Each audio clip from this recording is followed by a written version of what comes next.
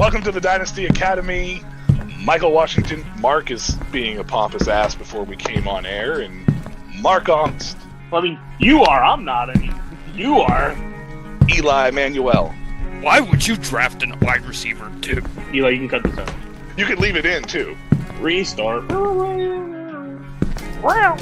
Kyler Murray has a fantastic arm. It's just the decision-making for him, for me. Michael Vick just made better decisions, I feel like, overall. Makes sense. I said 1 or 2 inches, growing 1 or 2 inches, and you're like... And he's still going, I have leagues on too many apps. I don't know what to follow.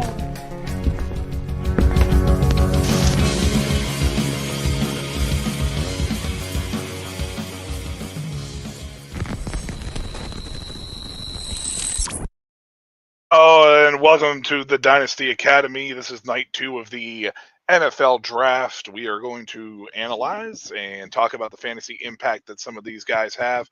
The Cleveland Browns at pick 33 just made their selection with linebacker Carson Schwitzinger, which I probably butchered, from UCLA.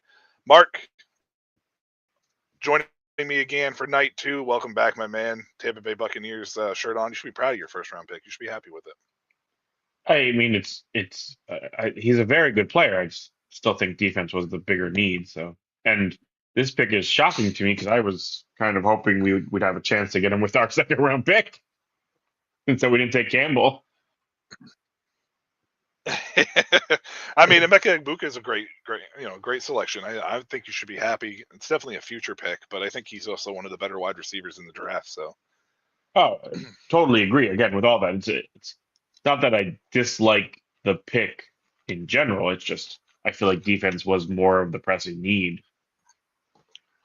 So obviously the big conversation tonight is, we're going to hear, well, I'm not going to hear because I have it on mute, but we're going to hear a lot about Shedeur Sanders and where he's going to go tonight, because he is going to be a second round pick. He will most likely be the next quarterback off the board. However, rumors are there's other intriguing prospect. Tyler Shaw is how you say his last name. Tyler Shaw, yeah. Is the chance to be the number one quarterback taken? Yes, but there's other interesting picks that are still on the board as far as impact players in IDP and on the offensive side of the ball that are left. Primarily Luther Burden is one of the big ones. He last night posted a video of him at midnight. He went out and started working out and busting his ass after his name wasn't called in the first round. He was labeled a little bit of a diva, reportedly. I mean, if you watch some of his tape, I don't know that it's unwarranted. Well, I say reportedly because we're not. Jaden Higgins to the Texans. Houston Texans traded for Christian Kirk. This kills Tank Dell's career. I understand that, but this isn't great for in so many ways. I mean, Nico Collins is a great wide receiver. Jaden Higgins isn't all that different in style. Nope, I agree, and I agree by all means. So, but Jaden Higgins to Houston, and that automatically, in my opinion, I feel like kind of ruins his possible immediate impact as well. Man, I mean, yeah, you can't fault Houston ideal. to get CJ Stroud some weapons, though. No, not at all. For them, it's a good pick. We've seen Tank Dell can't stay healthy, so even though Tank Dell at his size has shown to be electric and very good for them, he's not available on the field enough. So no matter how well he does when he is, when you miss almost 2 full seasons between the two, or 1 full season between the 2 seasons he's been around, there's not much to do. So, interesting. Seattle has traded up. Seattle has traded up with Tennessee. So that puts Seattle on the clock here now. And this is the spot. And this was the spot last night that I said was a wild card for a quarterback because Darnold is on only a 1-year deal. So yeah, I mean, you said it last night. At 18 that there was a spot for them to take a quarterback. So I mean, this could be defensive Yeah, I thought line with it. a couple I guys felt like it was a sliding. spot. Mike Green, stuff like that. By all means, for sure. It Yeah, looks like I mean, this is for Tennessee, they is it get pick Tennessee? 52 and 82 out of this, and I think for a team that isn't gonna be like super competitive year one, I think it's a good move to gain extra picks in the top 100. Yeah, for sure. I completely agree with that, wholeheartedly. So does Higgins change your feeling of Nico Collins' ceiling? We all know what Nico Collins is. We know how good he can be. We know he's probably the one in that team. He's going to stay the one in that team. But you draft Higgins, you bring in Christian Kirk. Are you tempering your thought process on Nico Collins? If you were going to do a startup, is he falling down a little bit on your board? Absolutely not, and primarily because of the extension. They signed him to that extension. It was a wide receiver one type extension. I feel like that this is the Kirk deal, and this deal is to make sure that they are shoring up their they're shoring up their overall wide receiving core for CJ Stroud, but to take the pressure off Nico so Nico doesn't have to do everything. Right? Because who was outside of Tank Dell, who was their number 2 last year? Stephon Diggs got hurt. So And yeah, it who was was their number Diggs. 2? After And then that, what? Dell. I don't even um Woods, Robert Woods, I think. Robert Was I mean, he a Texan last year? So what did he end with? And what did he end with? Like 34 receptions on the year? Like, I'm honestly wondering who was. I mean, Xavier Hutchinson got a little. John Mechie, Xavier Hutchinson, I guess would be the guys that would be. I got a little bit of run. I don't know. I don't even know if Robert Woods was still on the team last year or not. yeah, he may not have been. But overall, I think that this is more just to take the pressure off Nico so he's not required to do everything himself. I don't think So that this necessarily hurts Nico. Right now, based on sleeper data, Nico is the number 8 wide receiver going off the board at ADP of 19 overall. He's got Brian Thomas, Puka right in front of him, the two players, and then Drake London and Marvin Harrison right after him. Does Marvin? I know Drake London's not going to move ahead for you. You're not a huge Drake London guy. It's not that I'm not a huge London guy. It's just I don't believe he was at the hype was where it should have. Like, I think it was over. I'm just saying. You're not going to move Drake London ahead of Nico Collins. I know that for a fact. It's just you're going to have a guy like Ladd McConkey probably ahead of Drake London, where he's 2 spots behind. Right. London in this. So would you move Marvin ahead of him at this point, or are you sticking Nico? Where he's at sounds about right. I think where Nico's at, I think is about right. I don't think it really adjusted because once again, the Higgins pick doesn't remind me so much of a immediate impact pick. Like, I feel like he's going to have to work his way in.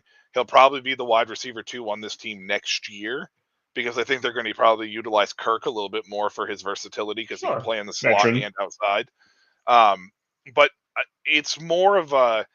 I think this is more of a long-term pick for Houston than it is an immediate impact guy. So it doesn't move much for me with Collins because Collins was on a 3-year deal. So if you got or 4-year deal, so if you got Collins, because I think it was a 3-year extension. So if you got Collins on that front, then you have him from that standpoint across the board. Anyways, he's not going to go anywhere. I don't think so.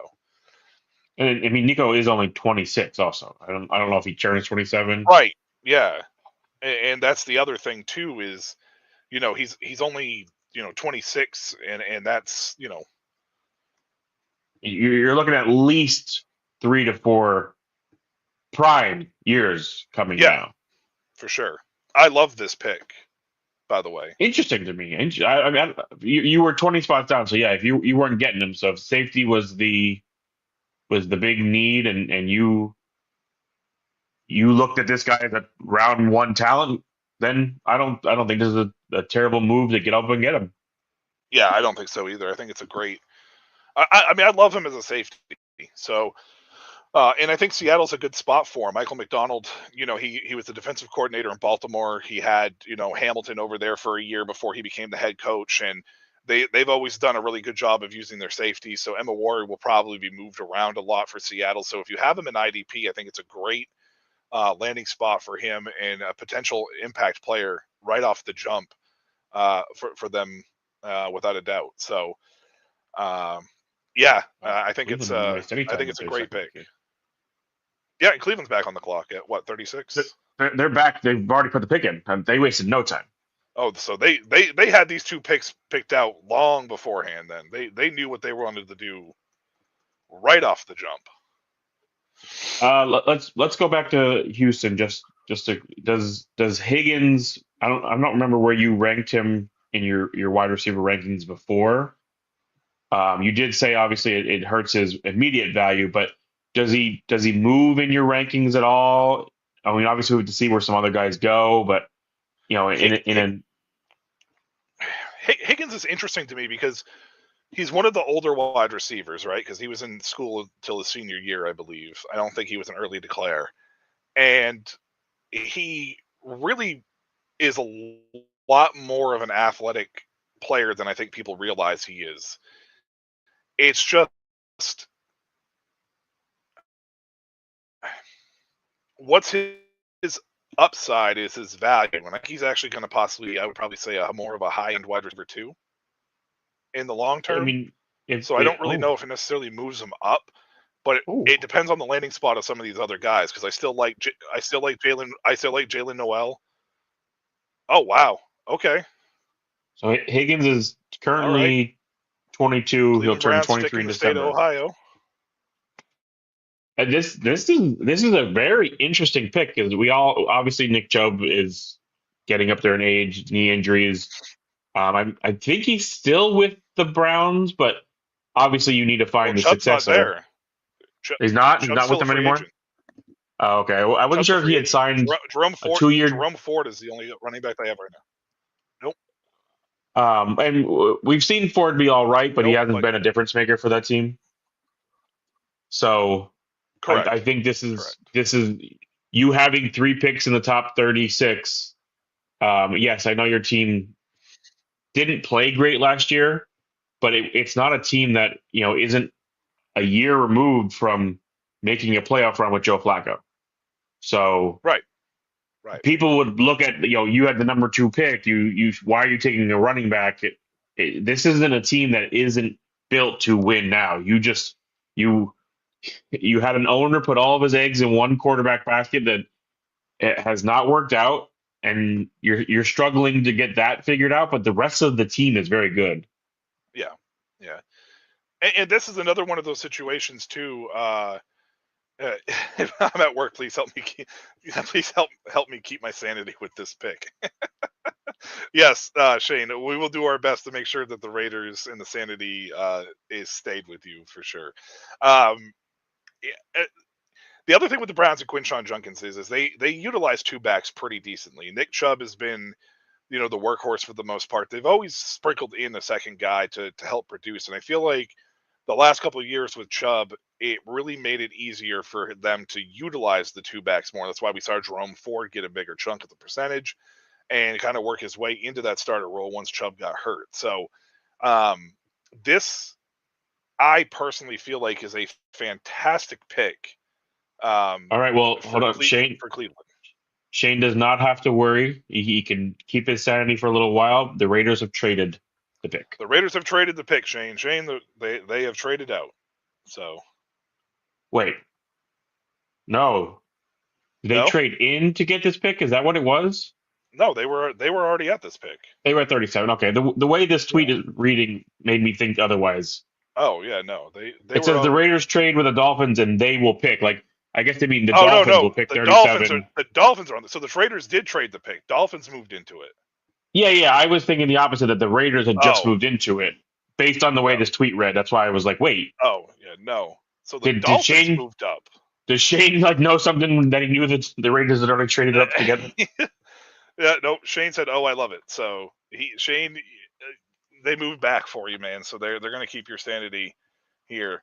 This is going to I be mean, the Shadur Sanders pick because they don't trust oatmeal brain. yeah.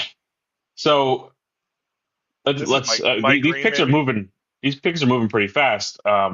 Mike Green, For maybe. let's put the bow on Higgins.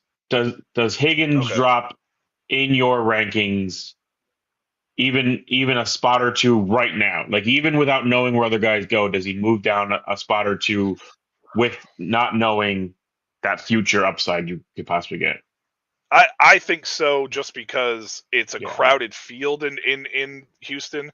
However, it doesn't stop from some of these other guys that he can slide back in front of if they go to spots that I'm not a big fan of.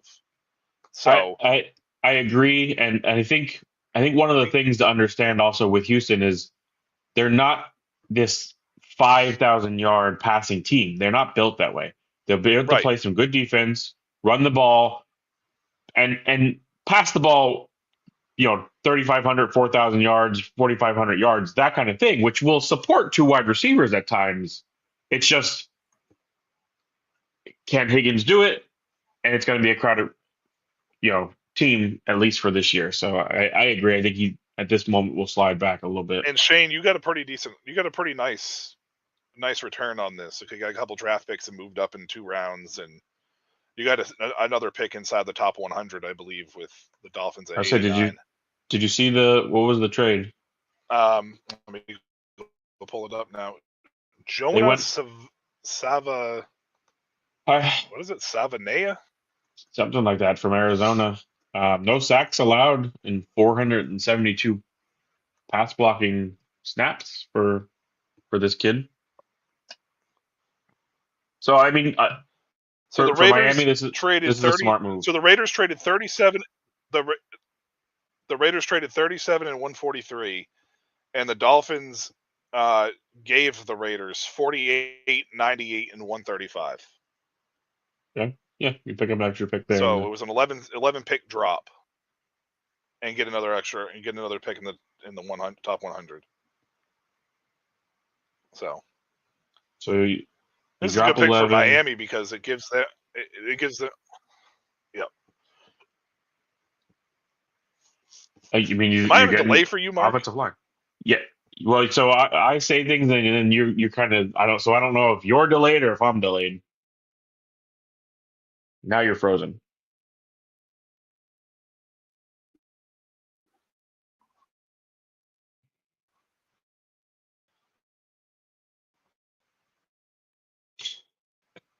For anybody watching the stream, Michael is not sitting outside in a brick wall. It's just his background that he is now frozen up against. Anybody wants to take a snapshot of that face, it would be probably a great profile picture for you to use.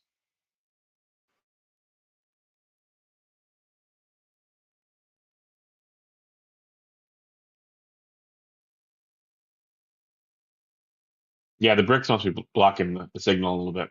Might need to change it up. Maybe get that universe in there or something.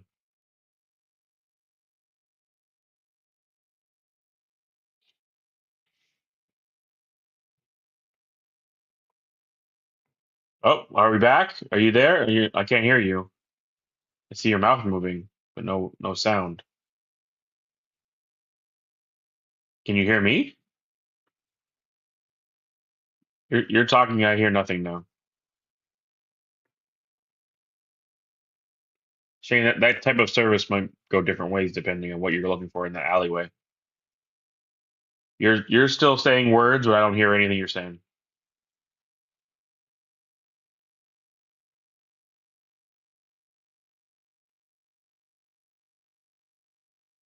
Even though Michael lives in Maine, sure looks like an Amish man to me.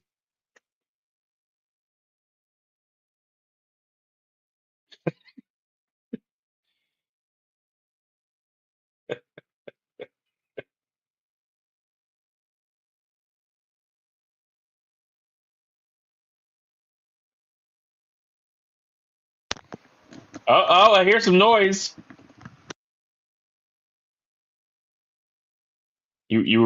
I had sound coming from you, but now I don't hear anything. Talk. Can you hear me? Oh, I hear you. Hey.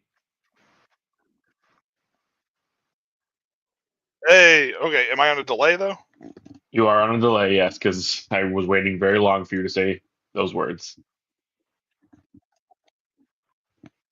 I do not know what is happening with my friggin' internet right now. Well, Shane, I think it's the brick wall blocking your Ridiculous. signal. He thinks you being in an alleyway probably isn't a great choice for Yeah, for service. yeah, probably not.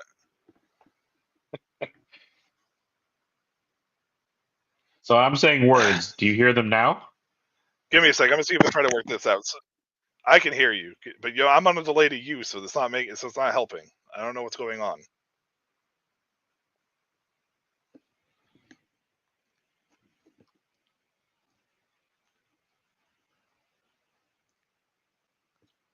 But so looking at the full numbers of that trade, Shane, you guys fell back 11 spots, but you get the 98th pick in the third round, so you pick up an extra third rounder. You get a fourth rounder with only having to send a fifth round. So you pick up two extra picks before the pick you traded away. So it's a nice little grab there in that top 100 for only 11 spots back. And the way this draft is falling, they could see possibly a player, a defensive end, the way it's going.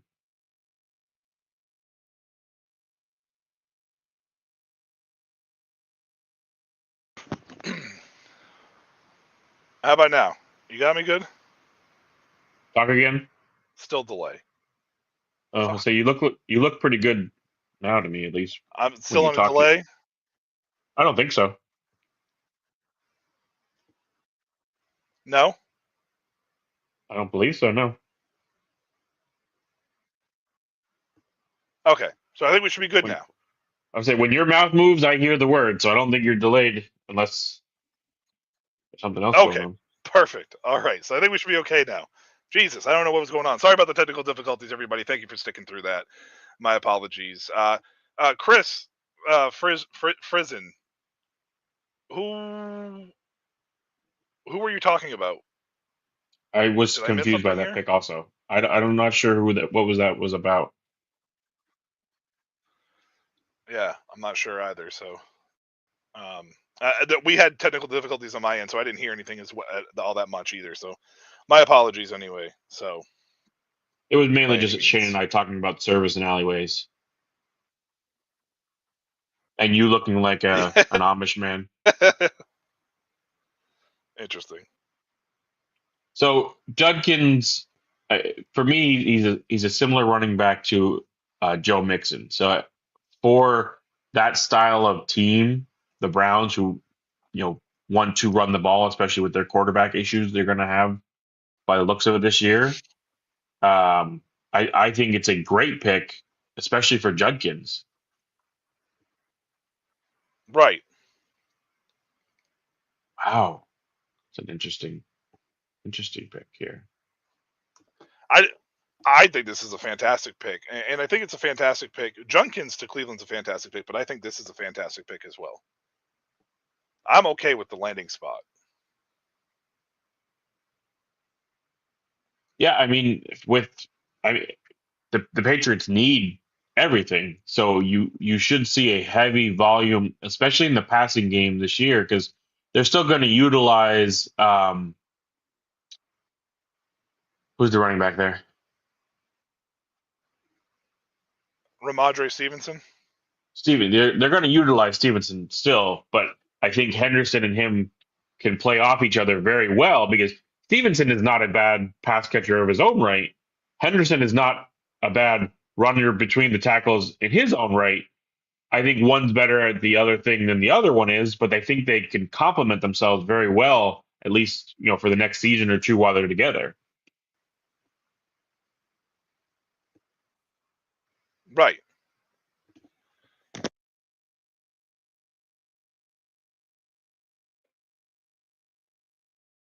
So with a quick reaction, who I believe you had Henderson ranked higher before.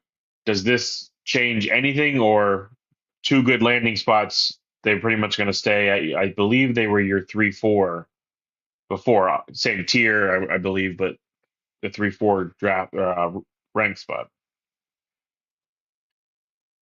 I would say it's probably not going to change a ton for people in these landing spots.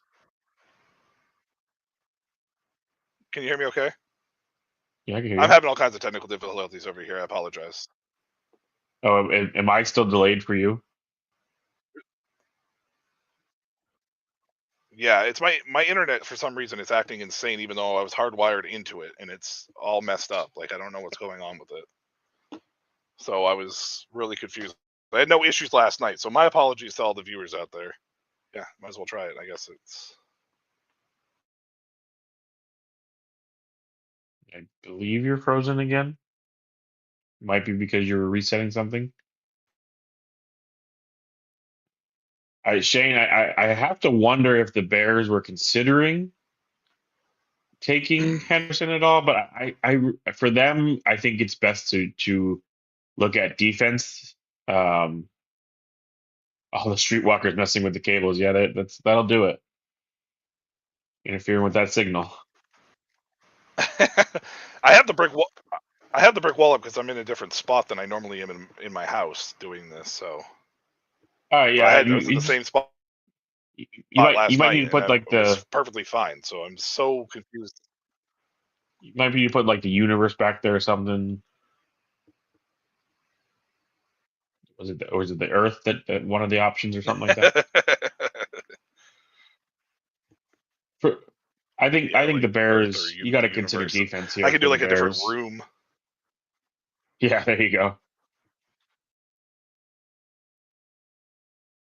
I mean, they reached with their first pick with Colston Loveland. So from Boston College, Donovan Ezra-Raku, like you've got to figure that at some point in time, one of those guys is going to need to go, and it's going to have to end up being something along the lines of an edge rusher for sure. Yeah, I mean you're looking at a Bears team that you could possibly get an edge rusher that should have went 15 picks ago. Green's a Yeah, I mean, possibility. from my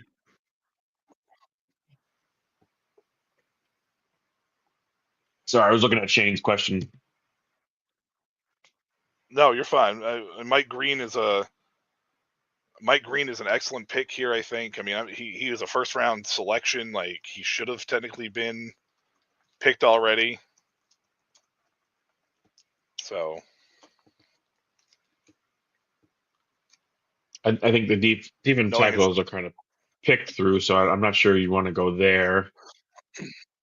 it's the Bears though. They'll probably find a way to fuck this up. Uh, yeah.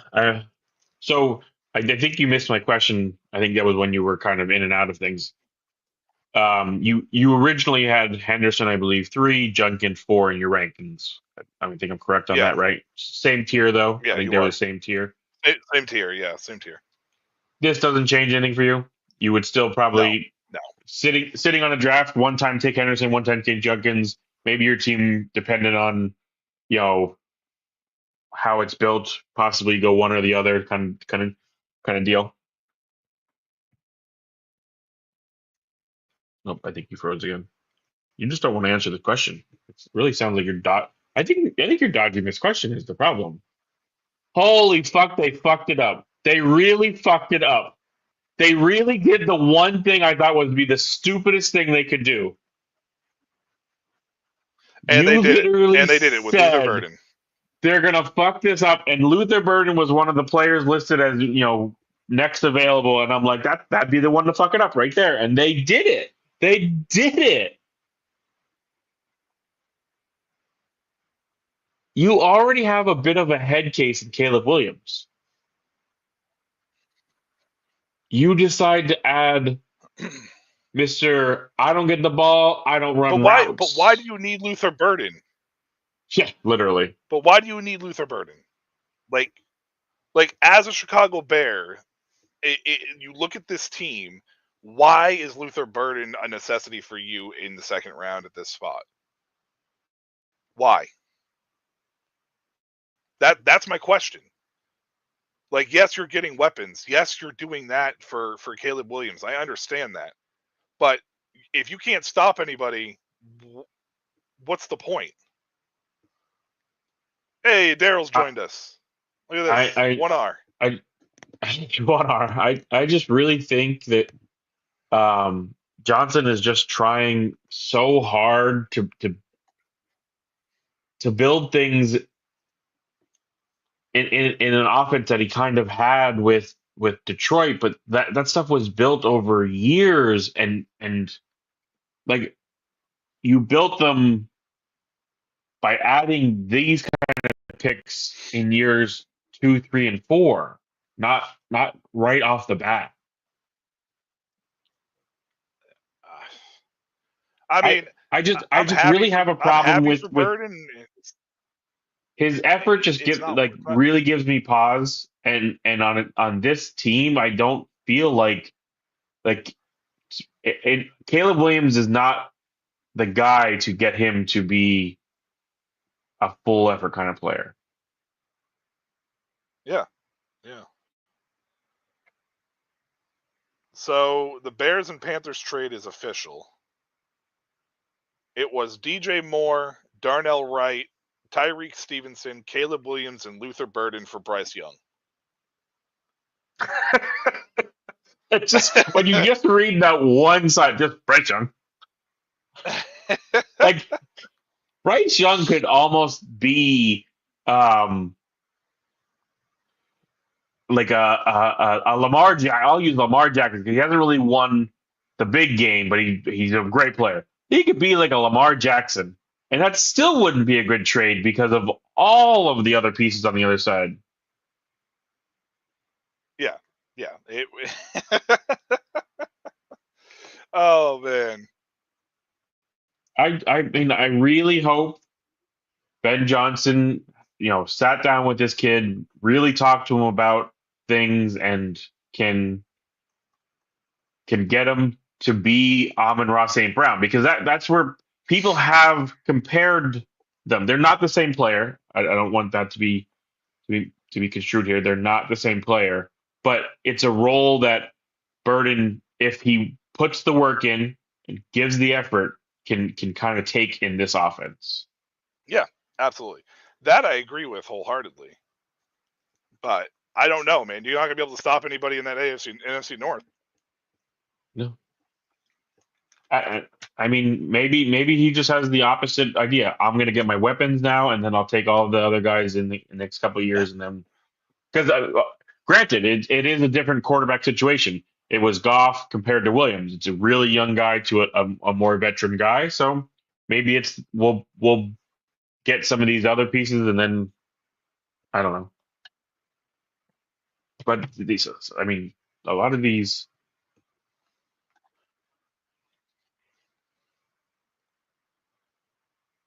Look at this as they continue to drag out the picks after Roger Goodell last night said that they needed to speed things up. Here they are dragging I don't it out yet know. again. I don't know. They were going pretty quick for a little while there. It's kind of slowed a little bit here, but they were moving quick there for a little bit. You think the Saints could finally go quarterback here? You think this is the Shadur pick? They need a quarterback, so let's be They honest. need a quarterback. So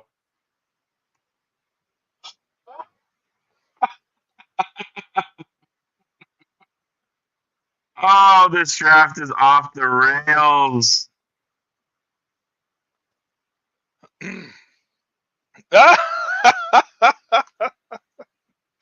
I love it.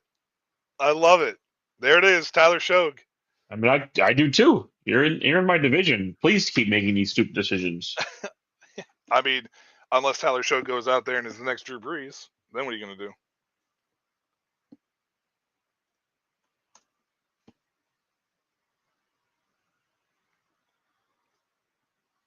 Oh man.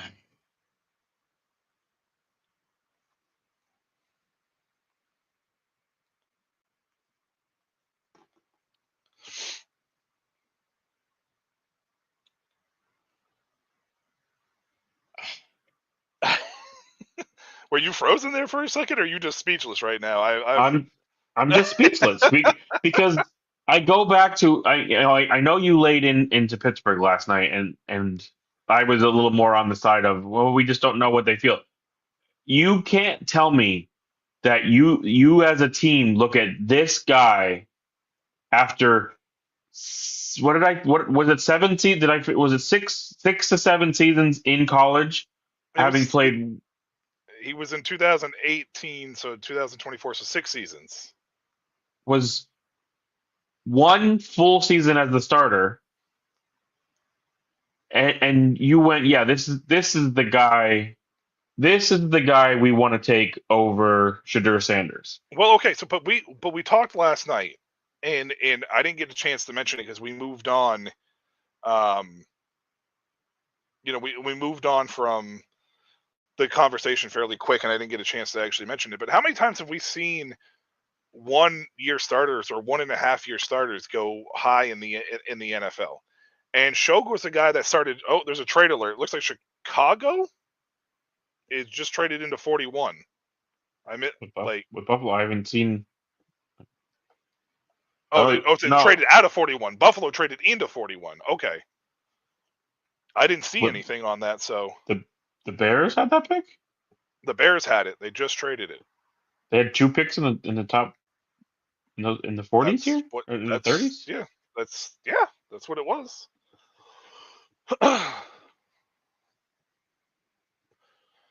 Mac Hollins is not a key departure on any level ever. Don't ever say he's a key departure. I will disagree in one sense. In a locker room, in a locker room guy who probably was loved by teammates, he fair. is. That's fair. That's fair. And his whole thing with the shoes and I think people just fell in love with him, and I think Buffalo letting him go. I mean, sure, I think was just a mistake, just for the sense of the vibes. Who does Buffalo have right now at receiver? They brought somebody in. They signed Joshua Palmer. Who else do they have? Keon Coleman and Khalil Shakir. Okay. Shakir and I feel like there was another one. Don't say Curtis Samuel. I'll slap you. I wasn't thinking, actually. I forgot Curtis Samuel was there. I thought there was somebody else they had brought in, but that maybe I read a mock draft where they were taking a wide receiver. It could be what I saw today. Schefter is on right now, probably talking about why the Saints took Shog or had Shog over Shadur here. I mean, based on his love of Shadur, I'm sure he's losing his mind. Kuiper probably is. Schefter right now is the one that's probably explaining it. I probably should have put the captions on. That might have worked. I'm not worried about it. But yeah, so back to Tyler Shog real quick for New Orleans. This is a situation, I think, with New Orleans where a lot of the reports that was leading up to the draft, a lot of people were saying that Shog was a guy who was climbing up people's boards, and actually some teams had him as their number 1 rated quarterback in this class. And I know that he didn't have a ton of starters or a ton of starts or whatever, but like, what is I understand your idea of right. The 1 year thing, but that's usually when a guy's been in college for I understand that. This is 6 years. He couldn't be the starter at Texas Tech. No, I understand that. I understand that, and I'm not making an argument for Shog based on his college. I'm just saying that this is also the NFL, where over the last few years we have seen that age and the years in the NFL or in college haven't really affected quarterbacks as much and don't play such a big role. So it's very possible that a lot of the reports that I was reading was saying that he was the most NFL ready quarterback right now in this class. So maybe that's what New Orleans was thinking. Like you talked about with Pittsburgh, right? We're not in the room, so we don't know what's being said. We can only go based off what's being leaked and stuff. It is very likely that the Saints were obviously one of those teams that had Shog rated high enough that they were like, we can wait to the second round, so we don't need to take a first round quarterback on a guy and land him in the second round. So Sure. You know, I'm. like It's maybe it's got nothing to do with that for me. This is the guy who had 6 college football seasons, and only one of them he finally was able to start the entire season. yeah. He got hurt one year, I believe, as a starter, but other than that, that's about it. So the Bills traded 56, 62, and 109 to the Bears for 41, 72, and 240. So, what's up, Justin? Thank you for joining us, my man. Shane, he should be the most ready though. He's halfway to Social Security neck. I draft that. Literally, Yes, no, you're this not wrong. this is Brandon Whedon. This is Chris Wanke. These guys did not work out in the NFL. I mean, Chris Winkie was like 29 when he got selected, though. He was great at Florida State, though. I'll give him that. Love me some Chris Wanke at Florida State. No, Florida State, I'll take it all day. Is this a second defensive tackle for Buffalo? Who did they take in the first round? I can't remember. Or I didn't remember off the top of my head. I want to say it was a defensive tackle, right? Like I don't. Let's see, I have it right here. Yeah, they took Walter Nolan. So 2 defensive. Well, TJ Sanders had a first round grade in some circles. So they doubled up on the defensive line. But you know what, Buffalo? This was Buffalo. They took Hairston. Oh, that's right. It was the Hairston. corner. That's right. Maxwell Hairston. That's right. Who took Nolan? Arizona, right?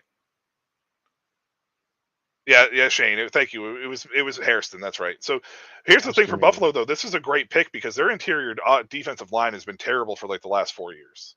Oh, I don't disagree. Absolutely garbage. For some reason, thought they went already defensive tackle and back to back would have been a little much to me. But no, this is very smart. And he was very productive at South Carolina too. He was very productive. So, I mean, look at the 119 tackles, 9.5 sacks, and 18.5 tackles for loss as a defensive tackle in 3 years. Those are pretty good numbers. I'm not a huge Shedeur Sanders person. I don't think he's this. Are you back on Shedeur? Yeah. So I want to finish the conversation with Shog. I don't view Sanders as this, next coming of being a Deion Sanders style player, whatever. Right.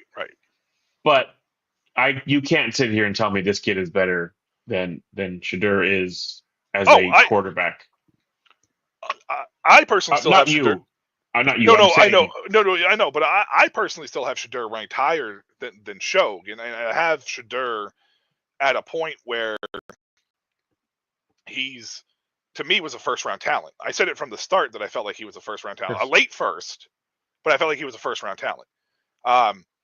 So to see Shog go ahead of him is surprising to me, but not surprising to me. It's not something I would do. But on the flip side of that, I'm not surprised Shog went ahead of Shedeur because of everything that was happening pre-draft and everything that was coming out about Shog. Right? Like Shog was literally being touted as on some teams' boards as the best overall quarterback ahead of even Cam Ward in this class. So I'm not shocked that if they were both on the board that a team picked Shog over Shedeur at all. I just don't agree with it myself personally.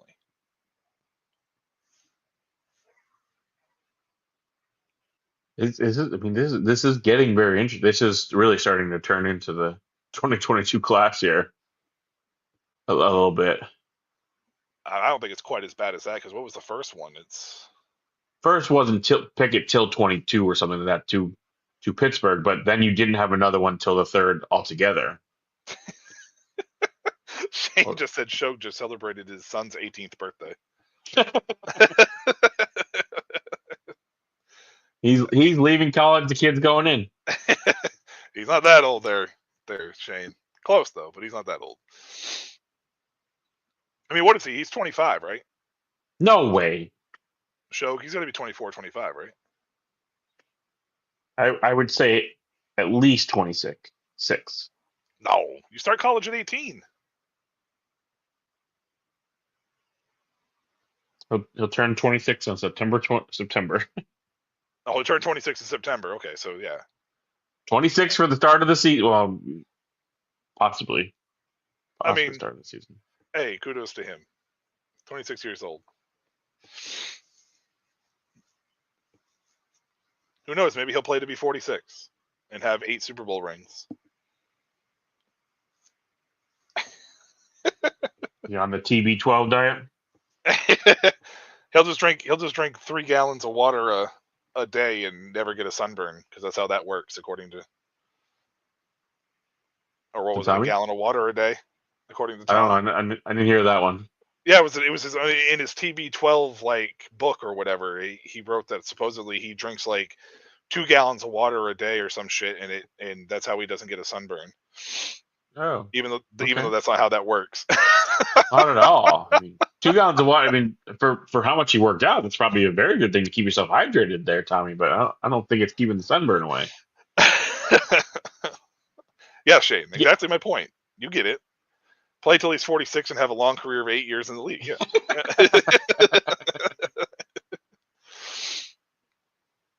The New York Jets are on the clock. D-line? I know they don't need D-line. So. No, tight end. Tight end would be a good pick here, I think. Elijah Arroyo? Him or the kid from LSU. What about wide receiver here? Jalen Noel? I mean, they could use that also. Is that Shadir's mother? Because she does not look happy. I mean, would you be?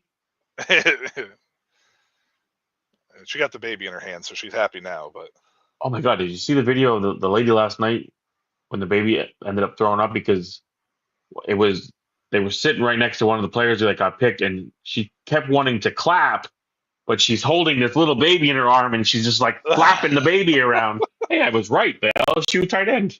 I hit that one right on the head. Nose. Mason Taylor, yep. I figured Taylor would go before Arroyo in general, though. Yeah, I mean, I like Mason. I don't mind Mason Taylor. I think he's actually an all right player. So that's a good pick for the Jets. It's a position you could use. Isn't this Jason Taylor's son? Oh wait, I thought Taylor's son was a corner or something. Oh no, it is. It says it right there. Son of Pro Bowl Hall of Famer Jason Taylor. Yeah, didn't Jason Taylor play for the Jets for a couple of years? Maybe. No? I know the Dolphins is the only thing I can remember for Jason Taylor. I don't know. I think for this team, I think this was a really good pick. I don't think.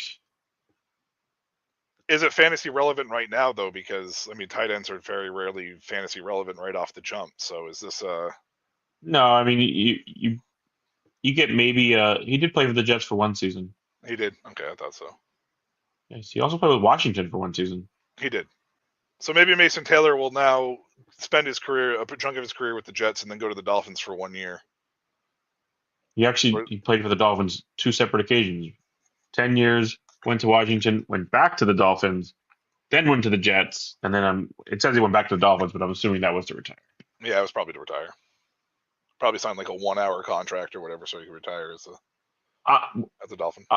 I would actually say that yes, this is a fantasy relevant because I think it's if you are looking if he doesn't for some reason start flying up draft boards, it's a tight end that you could possibly get at some good value in rookie drafts, right. Who could see a good amount of targets.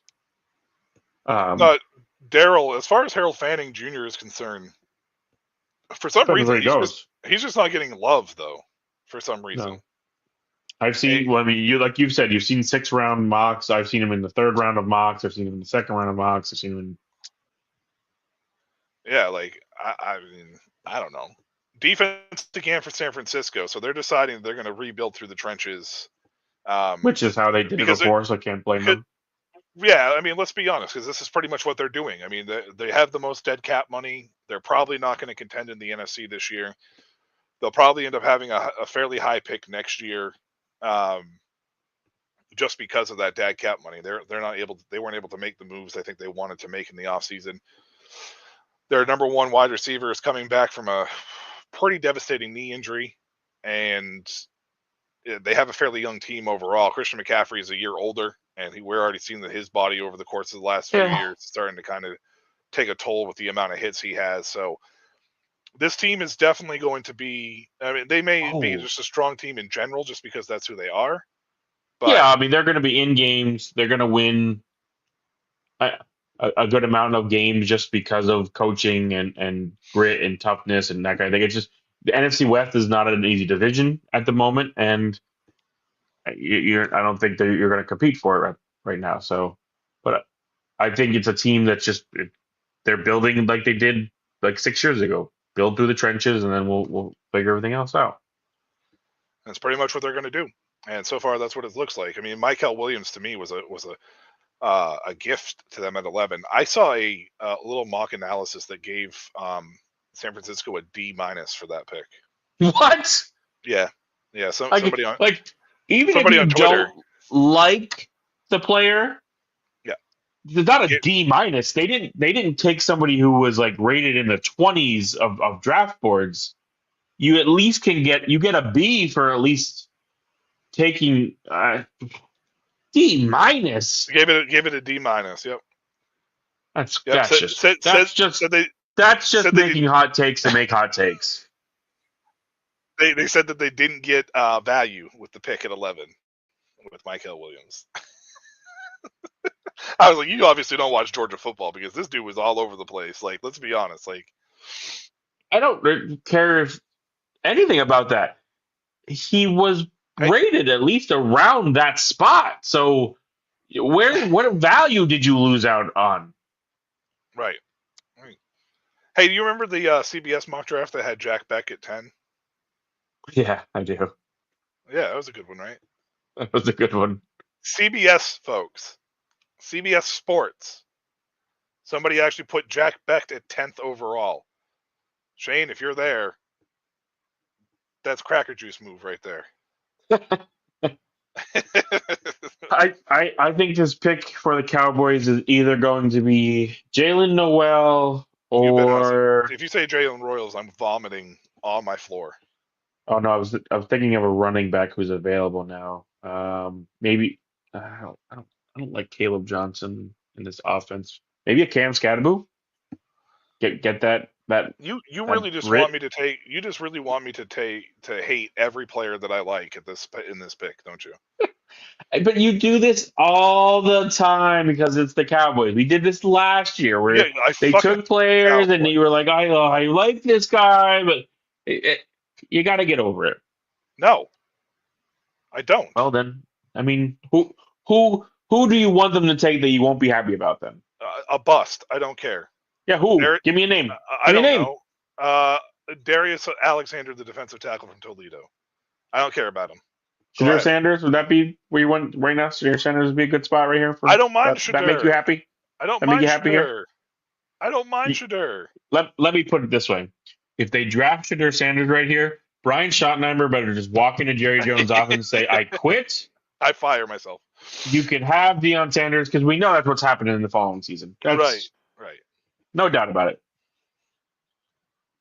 Yeah. Key additions. New in 2025. None, because we don't sign any. Cooper Rush is not a key departure. Stop it. I mean, he was their starter last year, so. Only NFC team to not reach a conference championship since 1996. That's just sad. Yep. That is pathetic. They need running back, wide receiver, and cornerback. So maybe they take Will Johnson here? Could be, but I'm thinking wide receiver or running back. That's what I'm thinking. And they can take Caleb Johnson. Yeah, I said that at first. I don't know how I feel with that off. Like, I don't know if he fits. And can they stop using the America's team moniker? Wow. Please. Can they just stop Holy using shit, the Dallas Cowboys made. I mean, they could use a wide receiver, so I don't want to say that would have been a bad pick, but this is a good pick for them. Wow, this is like one of the smartest picks I think that they have made, like, in I don't even know what years now. Especially since you just let DeMarcus Lawrence walk, so I like him as a player, so I'm going to hate him now as a Cowboy. But I will tell you though that I actually do hope he has a good career. I mean, you always say that for the guys they draft that you like. You always say, "I hope they have a good career once they leave Dallas." Once they leave Dallas. So have play really well for Dallas for 2 seasons. They'll trade him to somebody else, and you'll be happy. Yeah, hopefully to Washington.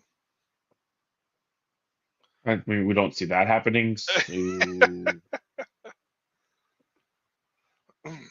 Also, if you're listening for the first time and we're here at the Shady Sports Network, hit that like button, hit that subscribe button on YouTube. Make sure you hit the little dingy so you know that when we have shows, we cover everything for the most part. Actually, we have live boxing tonight, streaming through Shady Sports Network. It's the second week for that. We will also be airing a special. This is a shout out to my boy Daniel Villalpando, who does the Mexican LFA League with me. His team, because he is on a team in Texas, is an 8-man football team. They play outdoors. And a team from California is playing in a national championship game tomorrow night. I believe it's 6:30 Central Time for Texas. The game will be aired through the Shady Sports Network as well here on YouTube. So please make sure to check that in and check that out. It's a different style of football, but it's still football. They still have passion for it. So check it out while you get a chance. Just figured I'd throw a quick little shameless plug in there while we wait for the Indianapolis Colts to take another tight end. damn, Anthony Richardson had a 47.7 completion percentage. Oof. I like how you just completely ignored my tight end comment. Man, Indianapolis isn't that stupid. No.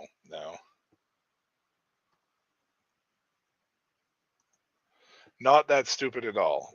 So I would have to say probably offensive line or maybe defensive backfield here.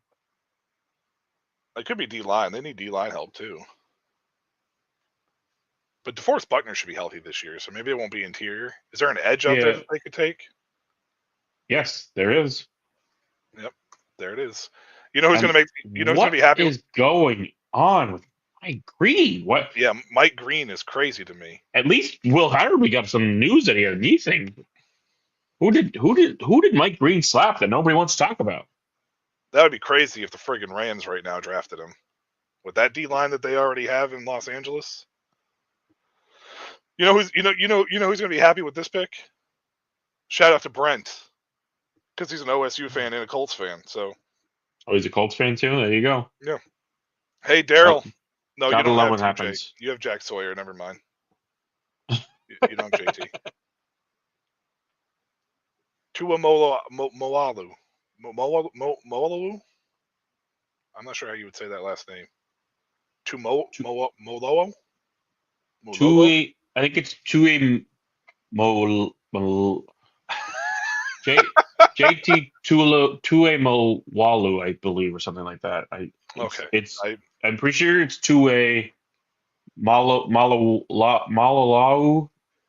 Because I remember hearing his name being called a lot. Well, I mean, shout out to you for attempting that about as bad as I did, for sure. Jack Sawyer, Daryl, is a really big possibility, I think, for Tampa Bay in their pick. Which would be a great landing spot for him, Daryl. So, the Rams are actually making the pick. They're not trading back. Did you see what McVay said last night? You got 2 first-round picks next year. For now. For now. I mean, I would probably really be looking at trading up in next year's draft, potentially. The thing with the Rams is they've been really good at hitting on picks.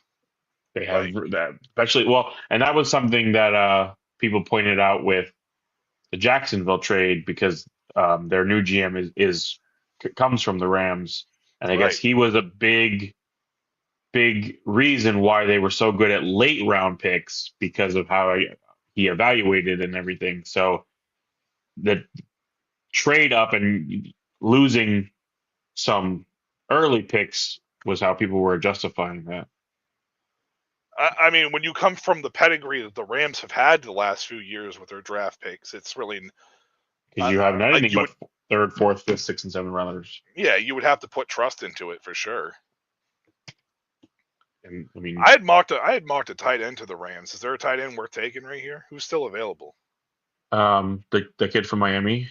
Oh yeah, Arroyo, Fanning, Ferguson, the dude from Oregon, and there's another one. Who's the other one that I'm thinking of? There's one more. Why can't I think of? There was like 5 or 6 that were like projected to be in Yeah, the first 2 rounds, and I can't think of the other guy's name. I can't think of the other guy's name. Damn. well, no, you should. I think you named 6 names. You're just forgetting Mason Taylor already went. Oh yeah. Taylor was the other guy. That's right. Sorry. Okay, that makes sense. So he already got taken. So because there's been 3 tight ends now taken, right? Yeah. Yep. Yeah. 2 in the top 14, and then 1 so far today. Yep.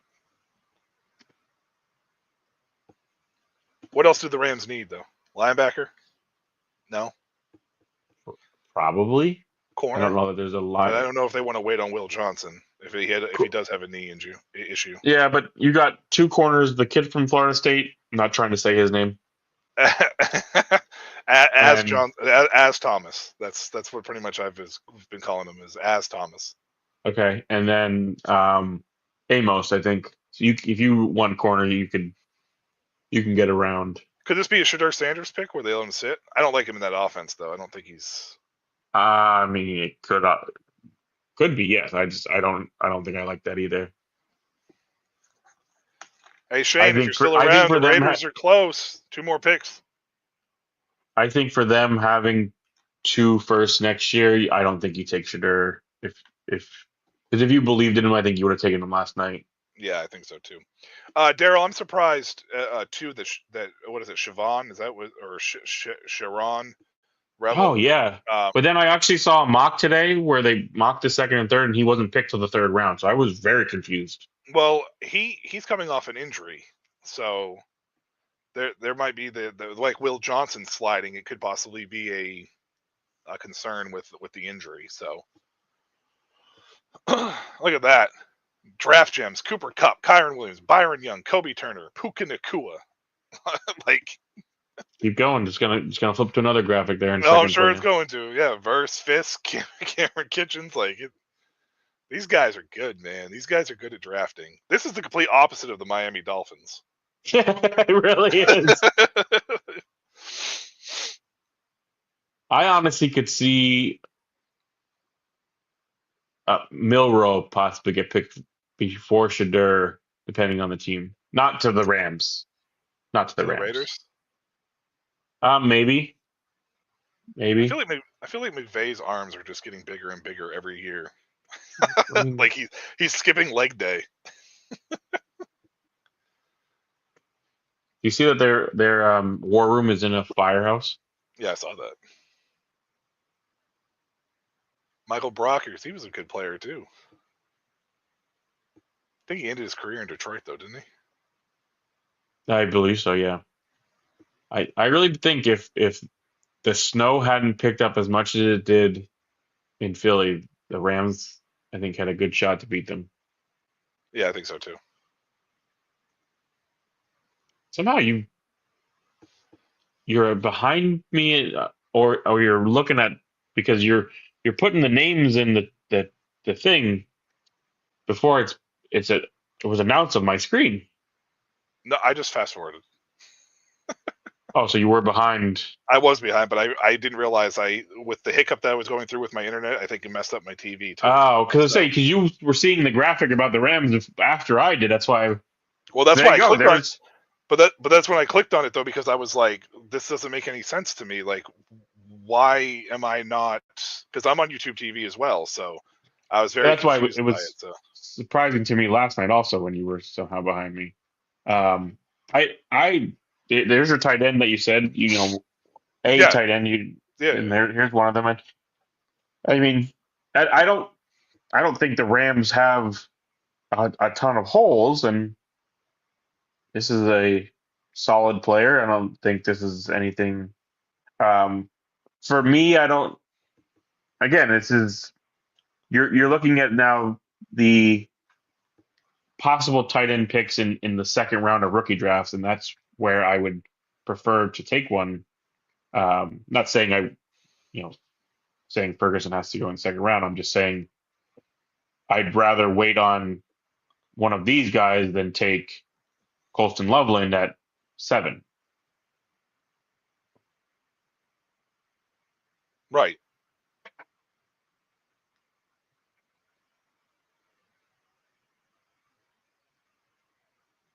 This could be a good Noel pick right here. Yeah, they need a receiver, or there was talks of them possibly taking a receiver, right? There's So the slide is over. it is Will Johnson. Will Johnson. My question is, though, is this a pick because they feel like they can wait on him? If there is like a legit issue with the knee there, or Oh, I'm sure. I'm sure that's what teams were deciding on. Can we deal with the knee injury and what it's just level of comfort. so this slide is over. When's Mike Green's slide going to end? Hopefully a few more picks at about 53, 54. I forget what we pick number. I don't remember exactly what pick number we have. Cincinnati picked Shamar Stewart, right, in the first round. They sure did. The one player we said they shouldn't take. Even though everybody was mocking him to Cincinnati. Were they? I didn't even realize For that. the most, for the more often than not, I saw Stewart to Cincinnati on the mocks. So number 49. What's number 49? Huh? Daryl said number 49. That's Cincinnati, Daryl. Unless I'm assuming that's what you're talking about. I don't know. Oh, Vegas. Oh, where did he go? The Raiders traded Shane. again. Shane. I think he said he was at work. Man, the Raiders really just don't want to. The Raiders just really don't want to make a pick, do they? No, Houston coming back up here though. Houston's making some moves. What? And they love to trade. I saw a thing where they've made like a shit ton of trades over the last like 2 to 3 years, in like draft time trades. What is going on with that camera? Mike Green, maybe here for Houston. Maybe. I'm just wondering they have a defensive head coach, so I mean they need offensive line pretty badly though. Yeah, they haven't taken one. No, because they've only drafted the wide receiver so far. So his O-line was the reason why C.J. Stroud had such a bad year last year. And they traded all of them away on top of that. They traded Tunsil away. They traded Donovan Green. Is that was his name? I think they cut somebody else. And they let another guy walk. Yeah,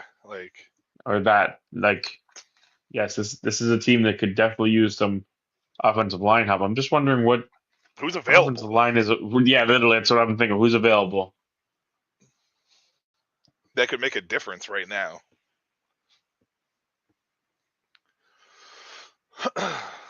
I mean, I don't know if they need a center. There is that one center. I think still the top center is still available. I don't know. I don't think center is the position they need though. It's tackle more than anything. Hey Daryl, you said Mike Green to Cincinnati. Who do you got going to Houston here at 48? Which offensive lineman do you think they take? You show me the best available for every position but offensive line. Maybe they will Belton after the North Carolina State. Belton from North Carolina State. Okay. I trust you, Daryl. You're a North Carolina guy, so I trust you. Oh, Shaq Mason, Kenyon Green, and Laramie Tunsil were the 3 offensive linemen that are no longer with Houston. All 3 of them started last year for Houston. All 3 of them started last year for Houston. And 2 of them were terrible.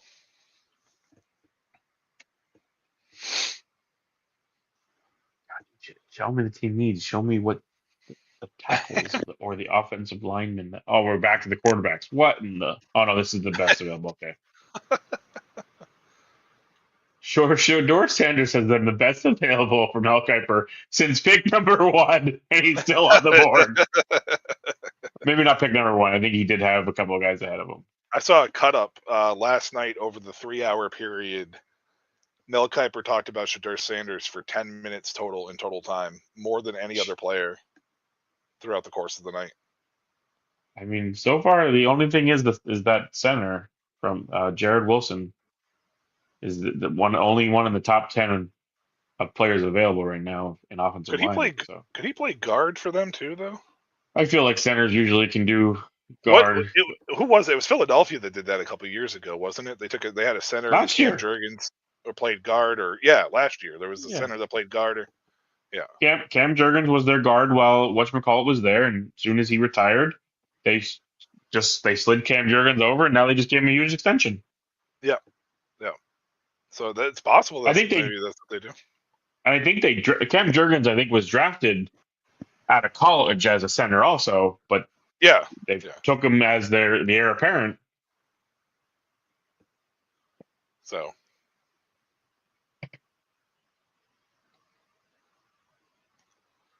going back to Judkins here, maybe just make the pick. How about we do that instead of showing old videos of players? Like these, I love these videos. You know when these are great? Watching them on Twitter like a couple days later. Right. After the fact. Don't need to see it right now. No. Tell me who Houston's picking. Right, yeah. Stop dragging it out. Stop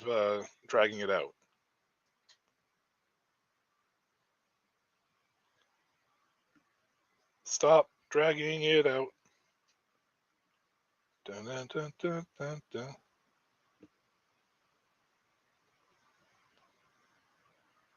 Yeah, all this talk about, we should do this, we should do that, and then they still drag it out. Like,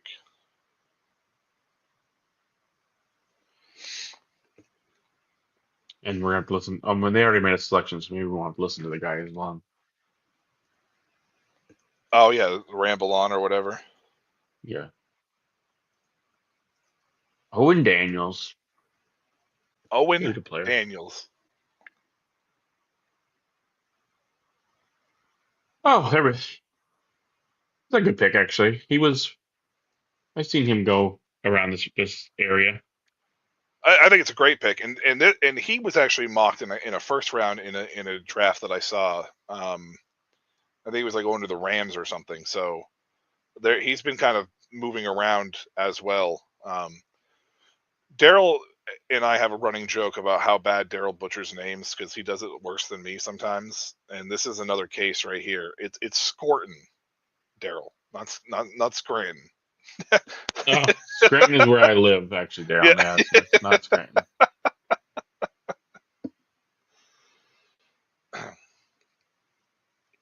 And on top of that, he should still be available. He produced though, Texas A&M. Not at Texas A&M. He didn't. No, it wasn't Texas A&M.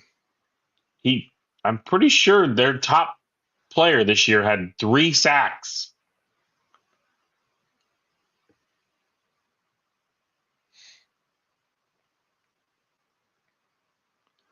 But this is the position that the Texans needed. Going back to the Texans real quick. So, big time. Offensive tackle was an absolute spot that they needed here. Oh yeah, Skouchen, he totally filled the stat sheet over Texas A&M this year with his total of 37 tackles and 5 sacks. So he had 5 sacks. 5 sacks. I do believe though before But he had 5 sacks in 1 year, and Shamar Stewart had 4.5 in 3. I'm not. It was at Purdue. He had the 10 sacks. 2 years that's ago. right, Purdue. That was because he was a big transfer guy. A lot of people were. That was the one cautionary tale of why the transfer portal's not always your friend. Yeah. So the Texans traded picks 58 and 99 to get 48 from the Raiders. So the Raiders pick up one more. Yeah. One more. I mean, you're trading. That was quite quick. I didn't. Like, how do we take so long to make one draft pick and then we have another one instantly behind it that fast? Like, we're starting to turn this into day three of the draft with these things. This is a good pick by Cincinnati, They need, though, they need linebackers, so and he's one and of the. he was definitely the best one available at this point. It was Knight and the kid from UCLA were the two second round Yep. linebackers. So high second round, I should say, high second round. Yeah. So this is a smart. This to me is a smart pick from Cincinnati. I mean, I think Shamar Stewart's a smart pick if they can get the best out of him. The problem is I don't think that they're in a position where they could take a project that early. That's what makes it not a smart pick for them. For some teams, it would have been a smart pick. For them, it's not. It really, I don't know. Maybe. In my opinion, maybe Zach Taylor gets the best out of them. I don't know. In my opinion, you were better off drafting Campbell with your first round and whatever edge was still sitting here at this point with your second round, and you'd have, I think, a better draft than what you currently have. Yeah, I agree. Because you could have got Mike Green here. I mean, I know they were probably wasn't expecting that, but with the way the board has fallen, they could have gone Jahad Campbell and then Mike Green. But that's the thing. That to me doesn't matter. Like, not even that it has to be Mike Green. I still think there are good enough defensive ends. Right, but what I'm saying is though is Mike Green is still available. So like, if they had you wouldn't know that. And not right, but I'm saying if they hadn't taken that strategy though, and they had taken yours and gone with Campbell and the best edge rusher at this point, they would have ended up with Campbell and Mike Green at this point. I mean, so Shane, we just mentioned it. Mark, do you have the last trade for the Raiders? They got 99. 50, 50 58 would be the pick they get in this round, and then they got it 99 as an extra. They didn't send anything else back.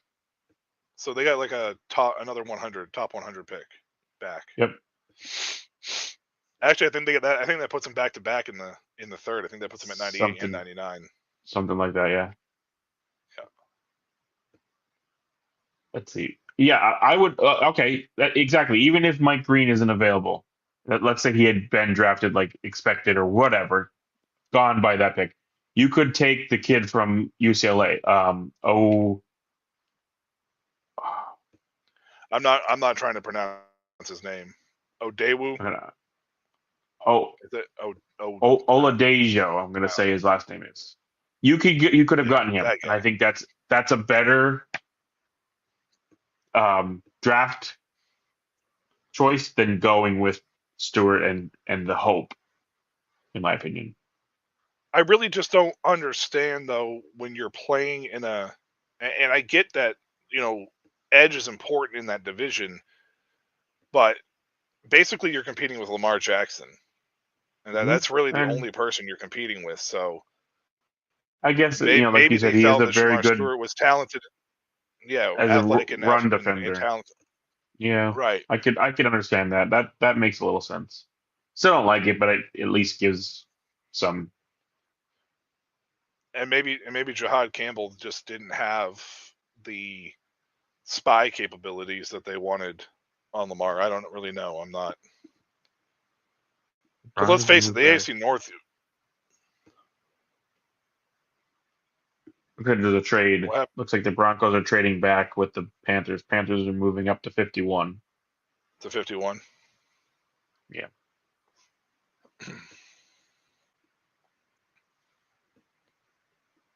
Not many skill players going lately. It's been a little quiet here. I wonder if that's part of the reason the Broncos traded back. Could be. Who's Carolina trading up for, though? Because they're not going to go another skill position player. And they could go running back if they really wanted to.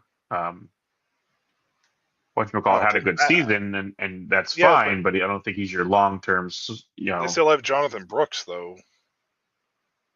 Oh, that's true. Mike Green could be the pick for the Panthers. That's true. I mean, you could almost say Mike Green could be the pick for any team at this point. This is very fair. that is very fair. That is extremely fair. We got to get through Seattle first. Let's see what Seattle takes here. Oh, Sean Alexander, good running back. I love Sean Alexander. I like how his kids are literally like Seattle the drafts, perfect height of each other's, like the yeah. bars of a cell phone bars. They're literally the same distance apart equally. Daryl, get off the Rico Daddle train. This dude has been talking about Daddle since Daddle signed with Carolina. Wow, another tight end. Look at these tight ends flying off the board here in the this mid is what we were second. talking about though, with the tight ends going like in the second round. They were mocked all over the place. So like, I'm not really surprised that. No, I just saying, look at that them. they're Look at them going. all kind of going in a little bunch, a little bit of bunch here. I think that might not be the best thing for Harold though, because is the run over and does he fall now that all these guys went ahead of him? Well, I mean, the Panthers could use a tight end. Maybe they're trading up for Harold Fanning, so they can move him to running back and move Rico Dowdle to the tight end. You don't know what's the worst thing? One of the worst things I saw today is I saw a mock and they were talking about Arroyo and they were like, he's just a little bit less athletic, Kyle Pitts, and I'm like, that's not a good, good comp. I understand terrible. that Kyle Pitts is super athletic and that is I understand what you're trying to say, but like don't comp me to a guy who's done nothing in the NFL, please. Find another athletic tight end and just comp me to that person who's done something. Right. And Shane, I like Arroyo too. He wasn't. He He's not a didn't like. great blocker. Yeah, he didn't really flash as a all around tight end, but I think you can get creative with him. But you know what this draft also reminds me of for Seattle, and maybe it's just because Michael McDonald is the head coach over there, but it feels like a very Baltimore Raven-esque type Yes, draft. it does. Yes, it does. Doesn't it? Very, very, very, very. Wait, they went guard, safety, tight end. You can't really get much more Baltimore Ravens than that outside of maybe taking a defensive end at some point or a line. Like, yeah. Right. That's what I mean. Like, But it's not oh, there you go. There's your Scranton, Daryl. There's your Scranton pick. your Scranton pick. I don't think this is a bad selection for Carolina. No. Scourton has. I think one of the things with Scourton is he's not flashy like Stewart, but I think he's solid and he's probably a guy that I know he's listed as a linebacker kind of thing, but it's someone you can maybe slide inside a little bit at times, things like that. My question is though, and we've talked a lot about Mike Green on the show because Mike Green is probably the best overall available prospect if you don't have Shadur ranked ahead of him. But what do you think is going to come out about Mike Green and why he's sliding? I don't know, and I don't understand how it hasn't come out already. That's right. like my like what is it and why is nobody saying anything? Because you can't tell me that all these draft people had him going in the first round were just wrong. Right. And I understand that Shadur Sanders is sliding also, but I think that's a different. You're looking at a quarterback; they always get a bump. Right. Like let's look back to Mel Kiper's most recent draft board before the draft and where he had Mike Green ranked. I think he has him ranked like 18th, didn't he? I meant as defensive ends, not overall. Oh, defensive ends? 4th? I want to say. You have him listed as a linebacker. Off-ball linebacker. No? Why did I not see him under defensive end? Is there an edge spot? Center? Defensive end?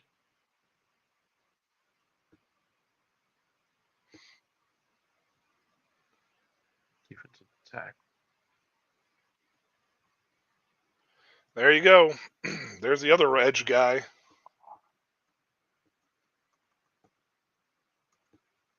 Oh, outside linebacker. Sorry, they got off ball linebacker and outside linebacker. He was the number 2 outside linebacker. Do you want to Number know who 2. the number? Do you want to know who the number 1 Okay. outside linebacker was? You're kind of glitching here again. Michael Williams. Abdul Carter. Michael Williams. Abdul Carter. Oh, Abdul Carter. Oh, that's right. Abdul Carter is who's outside linebacker. That's right. Yeah, he's a. Michael Williams was 4th.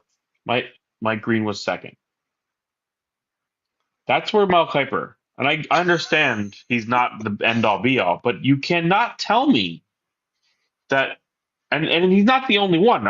I saw it through a ton of different mock drafts. You cannot tell me there is not something. Yeah, me too. People, the NFL knows that this is not coming out. Who got drafted here? I missed it. Maybe Tampa Bay goes Mike Green. Maybe Tampa Bay goes Mike Green here. Who went 51 and 52? 51 was Scorton, and 52 was we did. Yeah, we did talk about that. Another edge, yeah. UCLA. Which honestly kind of sucks. So I think it's edge with an outside linebacker in parentheses. The first time I've ever seen that on a needs. Please take Mike Green here.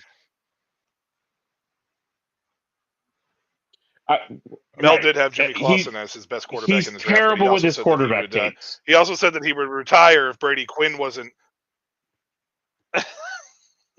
He also said he would retire if Brady Quinn wasn't a Hall of Fame quarterback or whatever, or win a Super Bowl or some shit. And he's terrible with quarterback still takes. on TV. But he wasn't the only one that had Mike Green. It's just his quarterback. No information. Yeah. Quarterback takes are terrible. Nothing has come out about Mike Green at all. So, yeah, his quarterback takes are horrendous.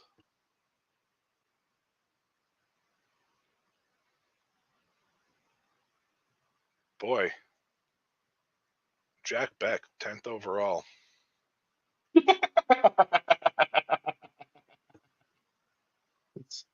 should keep the.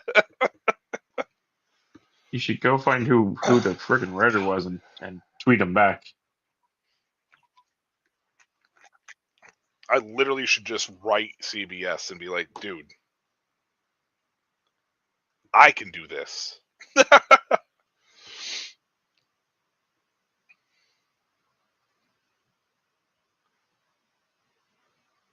All right, Mark, put on your Tampa Bay GM hat. Mike Green. I thought we were saying Mike Green for every pick. Is that just the default here? Yes, but literally, it's what we need. So again, unless there is some news that isn't coming out,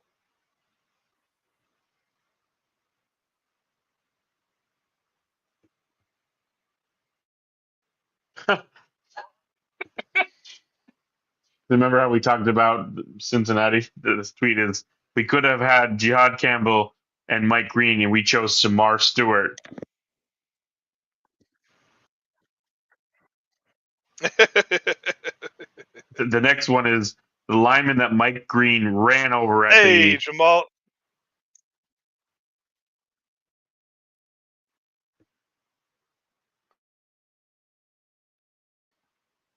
Jamal Clay has joined us. Athletes Forecast. Go follow her on YouTube as well. Not only are you a Gators fan, you're a Rams fan. Okay, Jamal. I didn't realize you were a Rams fan. What were you saying, Mark? I'm sorry. I didn't mean to cut you off there. No, you're okay. I guess the offensive lineman that Mike Green ran over at I'm going to say Senior Bowl, whichever one he must have been at, got drafted before him. And like in this video, he runs right through this dude. This wasn't like he did right over him. Yeah. He ran into his chest and put him on his behind. This one says Mike Green's grandmother wearing a Washington Redskins hat. It's probably why it's fallen.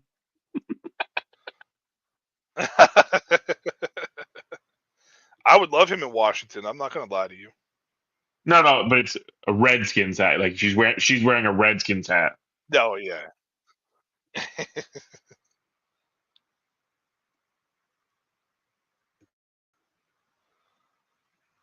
I mean, I'm not seeing anything that. Oh, this isn't a bad pick. Can't be mad at this one. Would have actually preferred Mike Green, but this is a good choice. Yeah, I mean, this is good because it's a position need. And I mean, I think this guy probably would have been higher if he Yes. didn't get injured early in the season. Probably. He looks like a breakdancer. Jamal says he thinks Mike Green has like a domestic violence thing that's going on, which could be shying teams away from him. Jamal's usually on point with a lot of this stuff. This dude knows his shit. So I haven't seen that anywhere. I don't ever remember seeing anything about that. I haven't heard anything. That's new to me. But I trust Jamal. So I'm not. Oh, I mean, there is a thing from NFL.com that he denied sexual assault allegations from his departure from Virginia actually, in you know what? Now that I think about 2022. it, maybe I did hear about this. He's been accused twice. Now that I think about it, maybe that, yeah.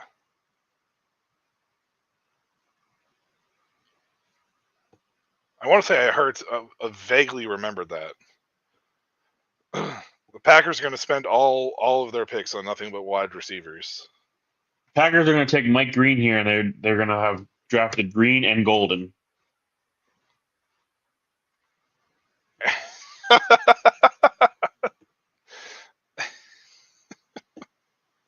Oh, that would be poetic, wouldn't it? So from what I got from that article, there was accusations, but there has never been an actual Charge or anything. report to a law enforcement about it. Like he's never even been questioned about this. Oh, So somebody said, I mean, I guess it was murky why he left Virginia, and that was, I guess, something that possibly came out about a reasoning, but there's nothing. So sure, but I feel like the NFL then has to know something that they're not telling anybody. That if he's sliding, I think he's talking about your Green and. I think he's talking about your Green and Golden take. I mean, it's hilarious when you think about it. They really take Green like it doesn't get any better than that. Right, at all, by any means. No, they didn't though. They fucked it up like the Packers always do. How many of those like sweater things does Roger Goodell own? You think in different colors? Because I feel like that's all he wears. Oh, I'm sure he's got tons of them. Probably wears it once and never sees that one again. Hey, there's your guy. There's your guy, Daryl. By the way, if you're still with us, I don't know if you're still with us or not. I mean, Green Bay needs offensive line, so I guess this is a good pick. Melton's a fine player, and this is a good spot for him. I'm very, very surprised about these wide receivers just sliding down the board after Higgins went already. Chargers about to take one right now, and that's what made me think about it, honestly. But just like very surprising. You know, if Higgins hadn't gone so early, I would more understand it. But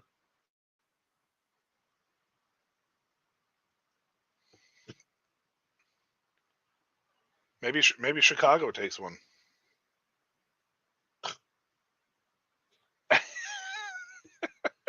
The Bears love fucking things up, so maybe they take one. Another one.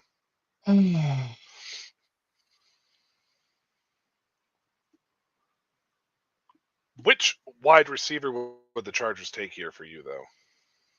Not Noel. I don't think that would be the right choice with Ladd already on the team. You think Royals? Royals could be a good selection because he is more of an outside. I mean, it should be. This should be another 2017. Was that the It really should be Dalvin Jamal. Cook year? It really should be. Yep. Really should be. Wow. Oh, wow, that was not the wide receiver I was expecting. Nope. It definitely was not. He's an explosive player, though. I mean, Oh wow, Trey Harris was Malik Neighbors' quarterback in high school. That's funny.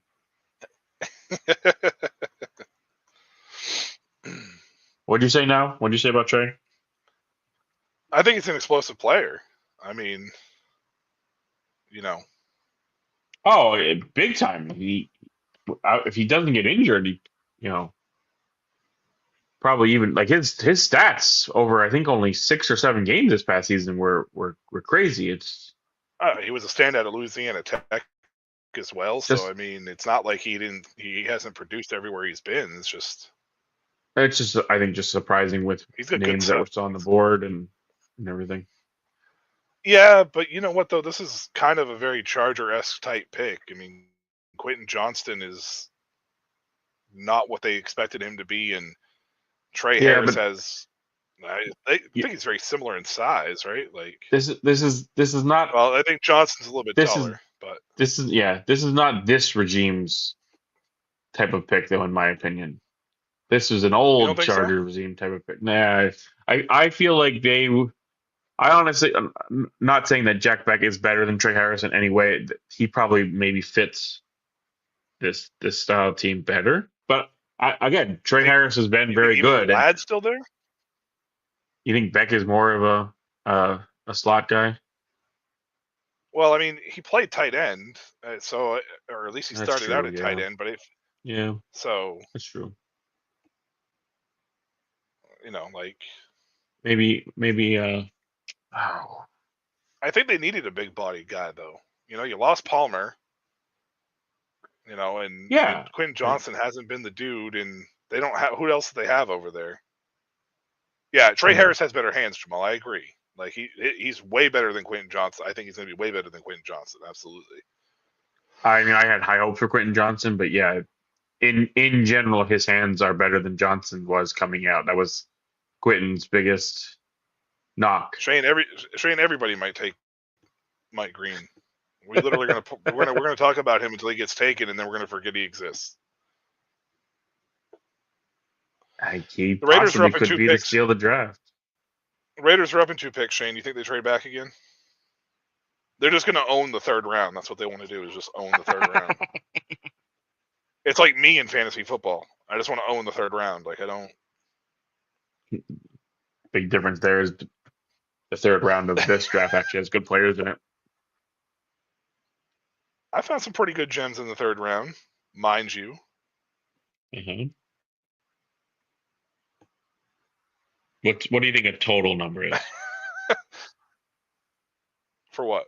Six gems out of the 3rd round you found? Total. Not one draft. Total. Total? Gem. It's been more than 6. Gems we're talking about now. Not guys who were maybe good for a little bit. Gems. Well, I mean that's that. I mean, how many gems did you find in the 1st round? Let's see, gems in the 3rd. Well, I mean, I can name quite a few of them from this past draft. If you really want to do that.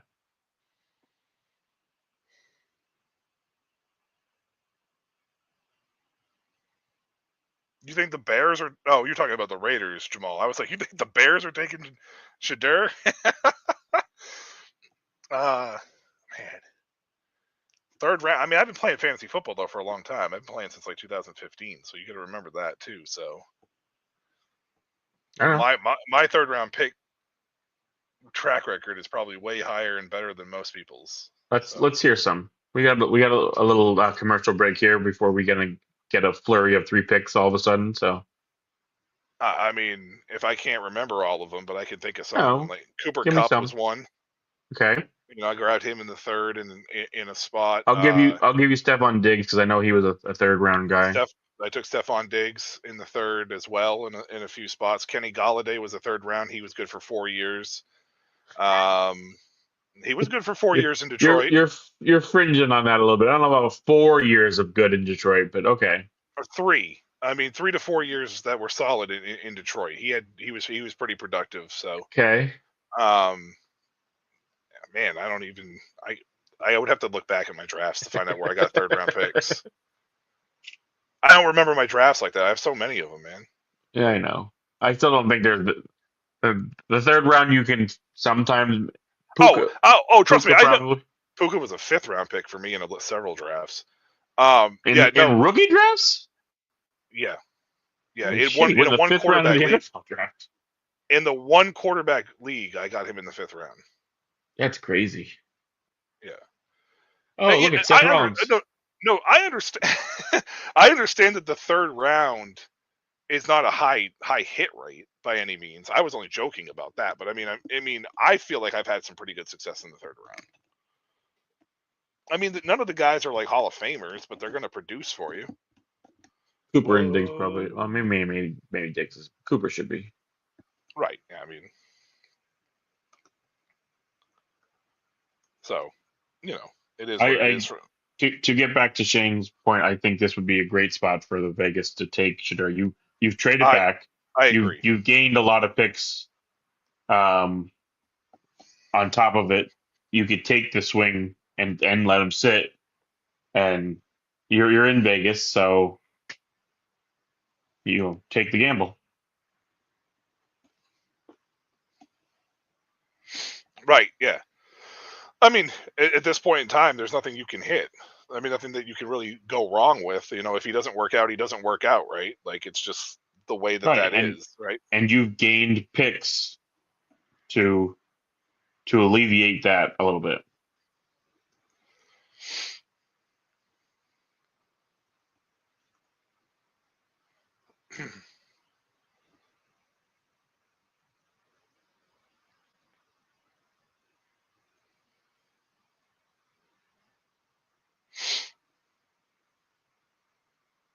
Damn, I think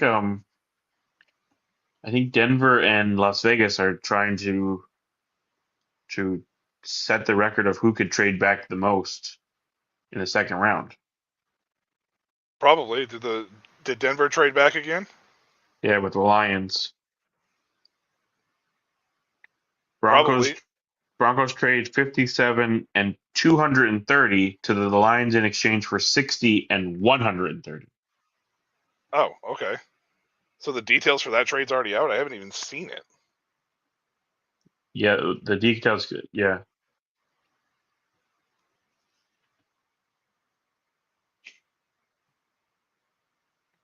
Offensive Ozzie Trapilo.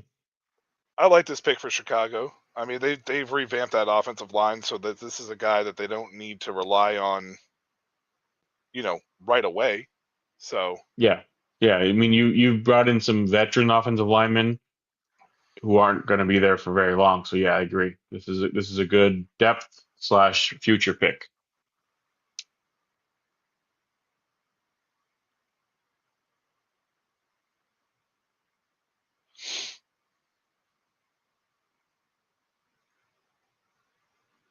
New Arizona's cornerback Will Johnson on falling to 47. I'm definitely frustrated. I know I'm healthy. And Rappaport reports that while teams red flagged Will Johnson's knee, he did not have pain or swelling in it, which should be a good sign. So literally they used his knee as a reason to push him back all the way down to 47. If it's true that his knee is not right, then even though that he's not actually injured. If that's true, then great for Arizona. You got to steal. Yeah, it sucks for him though. I mean, Go out there, prove it. You'll get the money you missed out on. Yeah. Just sucks because you lose that draft where you were projected to be a first round pick and you're hoping and loving it, and next thing you know, you're falling to 47. I feel the same for Shadur. Like, I feel bad for the guy. Like, nobody wants to slide that far. No, it's a good thing Shooter did not go to the draft. Yeah, it's a very good thing he didn't. The right, just Milroe's still sitting there though. Maybe that's the Raiders pick. That was a very Raiders mock for a while. Was Milroe to the Raiders in the second round? So. Oh yeah, I'm saying it was a very odd thing for him to one, be invited, and two, accept it. Yeah, that was very strange. You think he's still there? Yeah. You think Milroe's still there? Yeah. Because I think there would have been something about him not showing back up again. Because I think last year, I forget who it was. Somebody left. Maybe it wasn't last year. Was that Will Levis that left 2 years ago? Yeah, it might have been.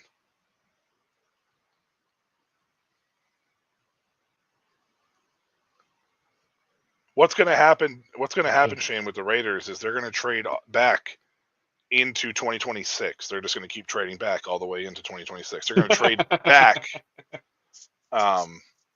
in September as well. So,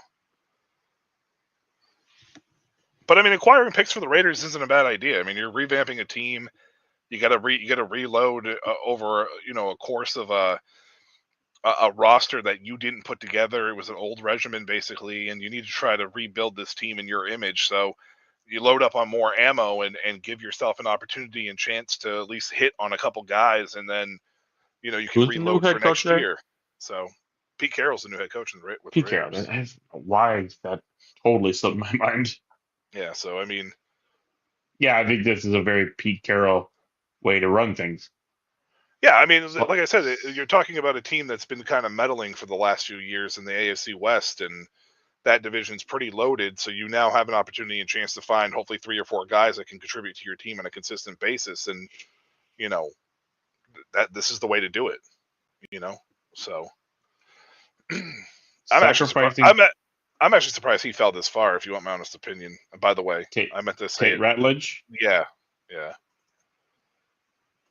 I think it's a great pick for Detroit, but he's not the center though either. No, he's a guard. Oh yeah, no, because I think the center's from Georgia also that's available. Yeah, it's the Wilson kid, right? Yeah, I think he's from Georgia. Yeah, he is. Okay. I wasn't making sure if I wasn't mixing this guy up and. But to finish with the Raiders, and Shane, you're the fan, so you can correct me if I'm wrong, but it feels like a very Raiders thing that you should do with a new regime, right? Like, just collect as many bullets as you can, hope you hit on 3 or 4 of them, and then 2 or 3 of them even, and revamp for next year as well. Like, it just feels like that's a smart way and a smart strategy to load up on picks and do it with. So Detroit must be comfortable with their edge guys, or just didn't feel like there was anything major there for them. Well, Marcus Davenport, if he's healthy, could be, but he can't stay healthy. So, well, didn't they also, or did they not? Was he only a rental? Didn't they trade for Darius Smith? But he's gone. They let him walk. Oh, they didn't re-sign him. Okay, I couldn't remember. He hasn't signed anywhere yet, though, so he's still a free agent. So maybe they bring him back. But yeah, it was one of the things where they were like, "Well, let's see what we can get in the draft. If we'll bring you back if we can't, if the things don't fall the way we want them." I think for him, his biggest thing was the contract. I think this was Detroit because, I mean, he was making a good amount of money with Cleveland. So yeah, you're not going to get that with a contender. Contender's going to want to sign you for less money. So it's very possible that they bring him back on less money. Like, who did that a couple of years ago? They cut him and then brought. Oh, actually, it was just recently. Buffalo. No, Kyle Jawuski there, or Juszczyk for the San Francisco. They released him and then brought him back on a lower contract. So Buffalo did that last year with the edge, the edge rusher, Von Miller. Oh, Von Miller, yeah. For Von Miller to go out there and have 4 sacks? I mean, one tackle. Ooh, I don't know that this is going to be a good. Yeah, that may change that. He is a solid wide receiver, and for a team like this could actually be a very good pick. Let me not. It's good for the position. Jesus, take the wheel, Shane said. Hey, Shane, he was mocked to be the 10th overall pick in CBS, okay? So you got yourself a steal at 58, all right, man? But again, but let's look at the Raiders. Who at wide receiver do they have? You Jacoby have Myers. Jacoby Myers. They brought somebody in, didn't they? They signed somebody, didn't they? I mean, I'm sure they did. Did they sign somebody of note? I don't know. I don't know. CBS is stupid, is what Shane said. In I mean, their platform is also stupid. So yes, yeah, you're right. their entire platform is dumb. You Right know, now, no, they have literally, you're sitting Jacoby on Myers. Trey Yeah, Trey Myers, Jacoby Myers, Trey Tucker, and Christian Wilkerson. and Kyle Phillips. That's what this is listing as the number 3 wide receiver. So And obviously Brock Bowers and Michael Mayer for the tight ends are in play for things like that. But I think so. I don't think this is a bad pick. This is a guy. This is a Pete Carroll type pick. type of guy. He's a hardworking, do it all wide receiver. Like I know people like to talk about wide receivers and blocking, but this guy he's going to do it for you, and Yeah, he's going to get his nose in there and he's going to make plays. So I think for that team, this isn't a bad pick. he had a really great senior week too, and the Raiders were very heavy down there in representation during Senior Bowl week. So Yeah. it's not Also, really I mean, I know we expect Shadur, and obviously somebody could trade up, but with the picks they picked up, I don't know that there's anybody in between their next selection that takes them. So you're looking at nobody in the rest of this round, again, barring trade up. You're looking at Baltimore, Denver, Washington, Chicago, Kansas City, Philly. They're not taking Shadur. So, and then the Raiders pick 4th in round 3, with the only team there that probably could take him is Cleveland, the pick ahead of them. right. But you could also, if you really felt like that's a possibility, you could trade up ahead of Cleveland. You just gained a bunch of picks. So I really like this for Jack Beck's story too. Like I mean, with you his can't. brother and everything Yeah. that happened there, like it's I just this feels very, very Pete Carroll. yeah, yeah.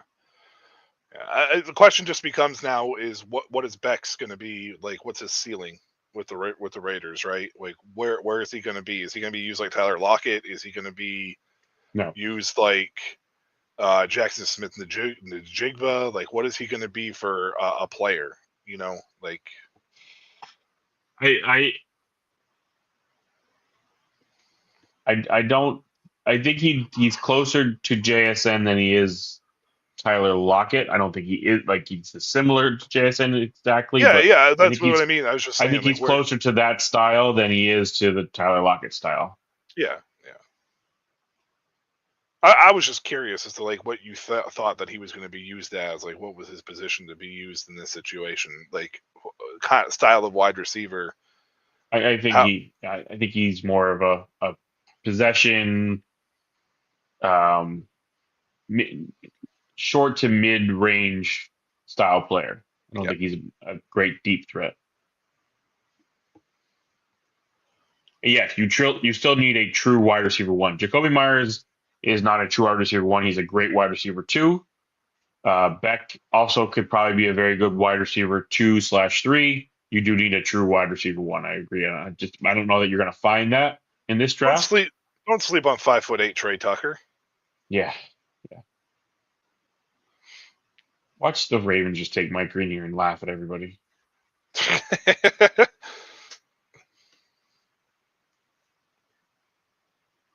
I think the Ravens have drafted a wide receiver every year since like 2001.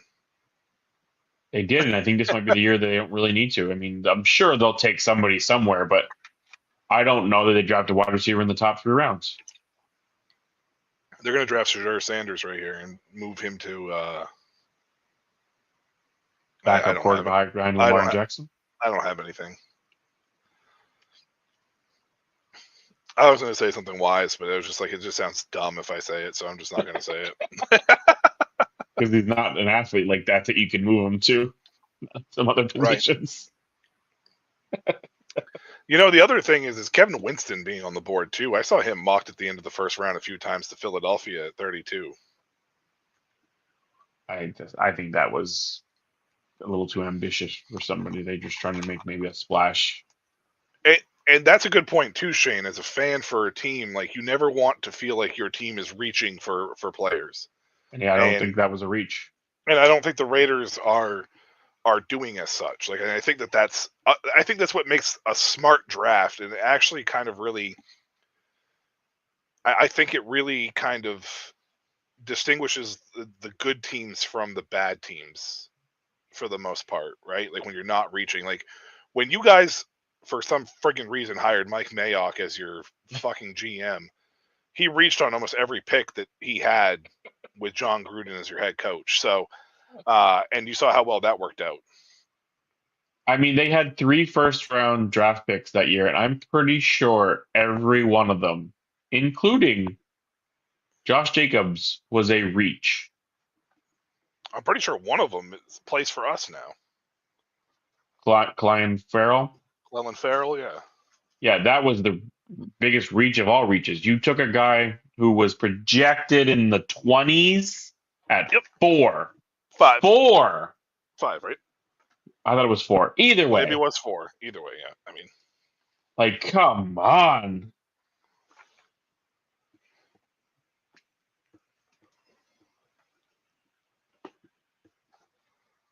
Who's the next running back to go here? Caleb?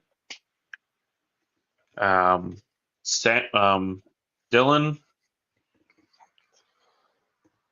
Who else is out there? Blanking on running backs at the moment. what? For running backs?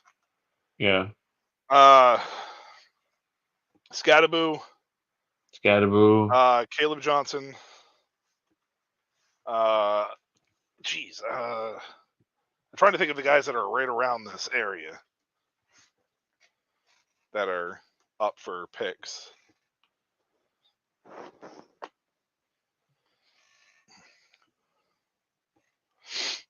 I can't remember.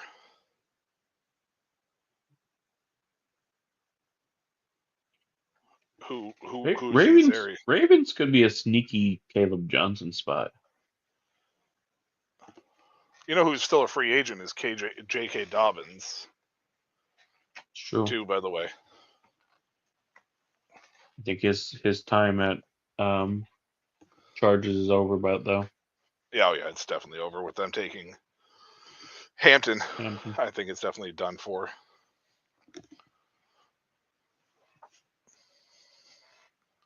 I mean, the Ravens do need an edge guy.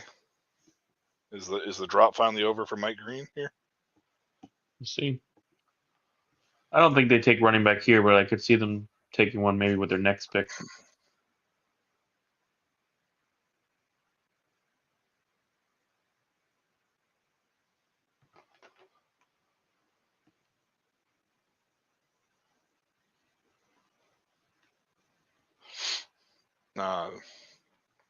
The kid from UCF too is another running back that's somewhere right around here too. What's his name? The slide is over. Yep, there he goes. About time.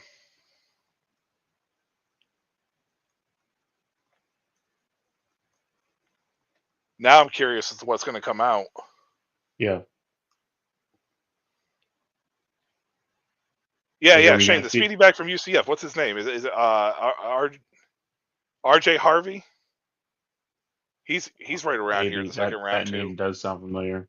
He's right around here in the second round too. Brashard Smith from SMU is another guy. Tootin? Yeah, but Bayshell Tootin. That's the other dude I was trying to think of from Virginia Tech. So literally. So we haven't said a word about this. Then Ian Rappaport. The Ravens take edge Mike Green at 59. Green fell due to 2 allegations of sexual assault, which he has denied, but he was off several teams' boards. Yep. So in other words, Baltimore literally just got a Baltimore Raven type pick and is going to get an absolute stud in Mike Green. Is what you're saying? Probably. Oh, look, they just showed the video of them running the guy over. Eli just said, "No, not Burden." A little late there.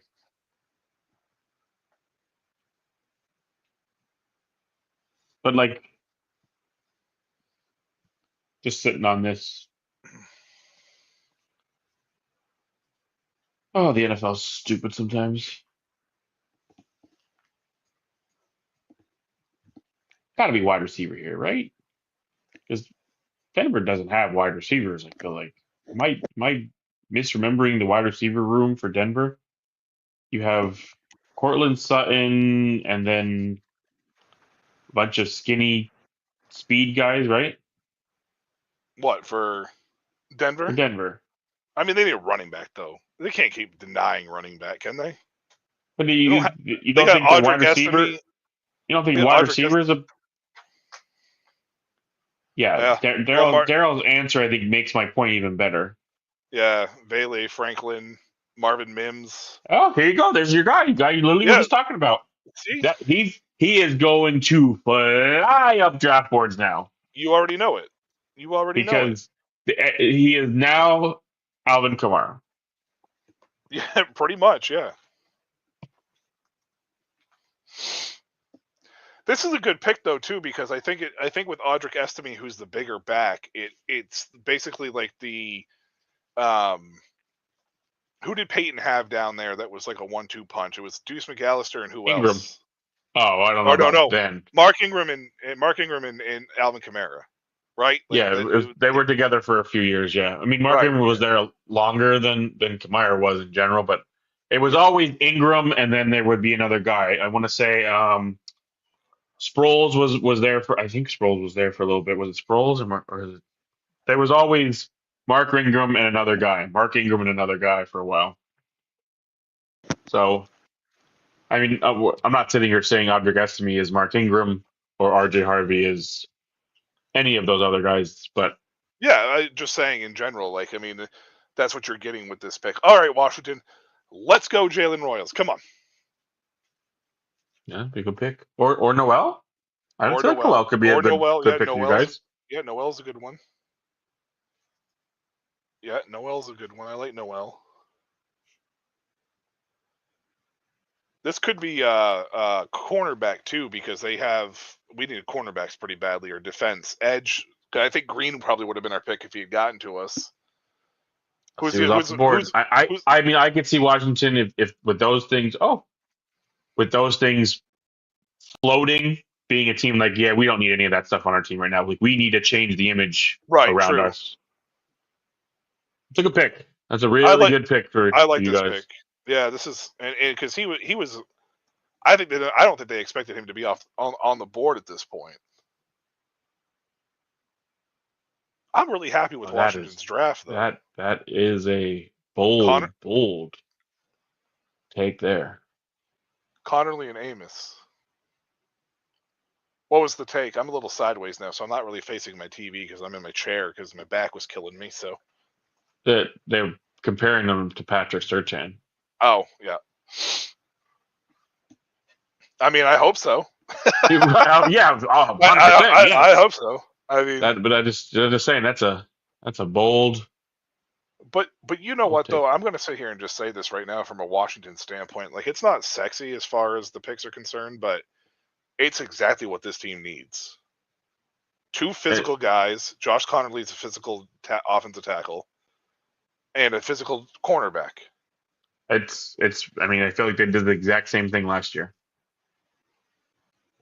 The picks we got sure. Jaden. Daniel was sure you could say a sexy pick, but I mean, it was 2 overall.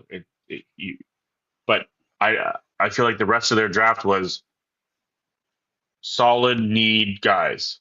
But you know why? It's because of Adam Peters and where he came from. Yeah, San Francisco. This is how they build their teams. So yeah, yep. Yep. What are the Bears going to do to mess it they're up gonna this time? they're gonna fuck it up again. I mean, I didn't mind the offensive tackle position for them, the pick, but 3 out of the 4 AFC West teams have now drafted a running back. yep.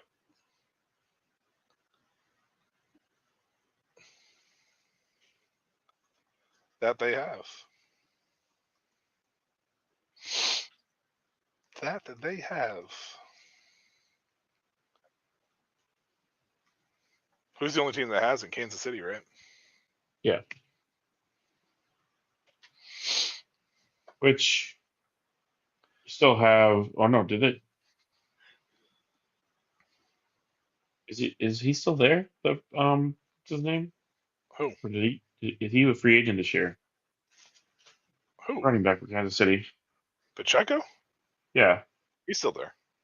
So you still have Pacheco and Hunt for one more season. So if running back isn't a need. No, all 4 didn't. But you know who did? Somebody in their conference who's already really fucking top tier, and they're gonna get themselves a friggin' hell of a fucking edge in Mike Green. That's who did it.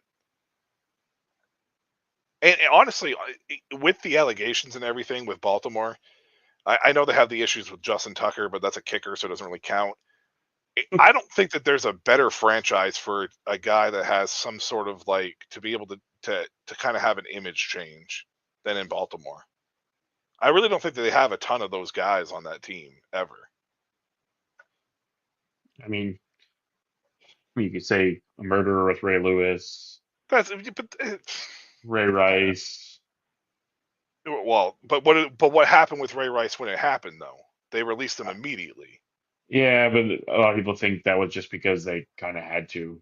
Like they didn't have a choice. I mean, they didn't really have to with all the other domestic violence cases that were going on at the time that nobody released people from. But if you remember, that was like one of the very first videos that we've ever gotten of it. So I think That's that fair. because if you remember, I feel like it came out, nothing happened, and then the video came out, and then they were like, "Oh, we got to get rid of you now." Like I feel like there was a little bit of a disparage of. That's fair. That's fair. But I think at this point, no, I think it's a very good team for. It's almost like the Bill Belichick. You're going to take people that might have these possible character things and possibly fix them because Yeah. they're super talented and will take the shot.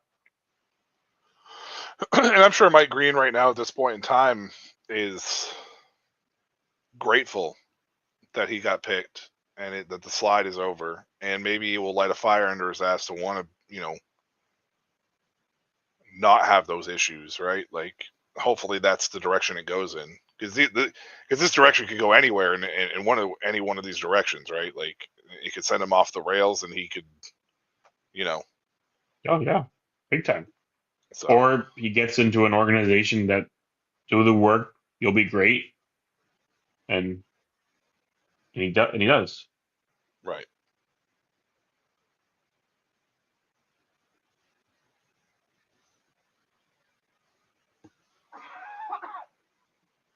What do you think the Bears do here? Make a terrible pick. Probably. The bricks are gone. Yeah, I moved, so it's not so like the background isn't as distracting from where I was in a different position. So Shane says only real convicts come to Vegas. Don't forget about Dallas back in the '90s. Those guys were definitely doing some shady things. Yeah, for sure.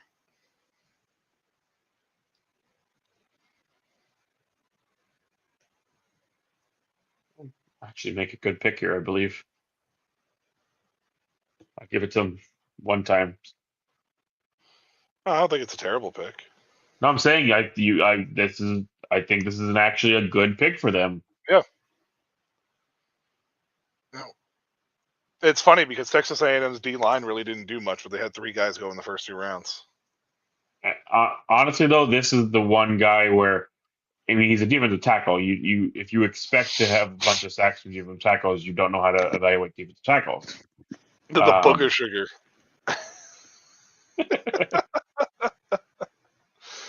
Shane, you And crack it me up, bro. wasn't just Irvin though. A lot of those cowboy players.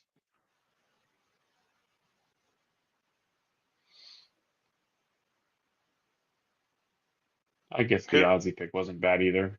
Forgot about that one. It's good depth pick. I don't know if he'll ever turn into anything that's. I mean, he Never know. might, but Yeah, you never know. offensive tackle is Gotta- a weird position, but It is. Luther Where Birdman did the though. Chiefs go here, though? This is a They, interesting spot. they have to draft a running back, so all four West players can. All four West teams can draft a running back.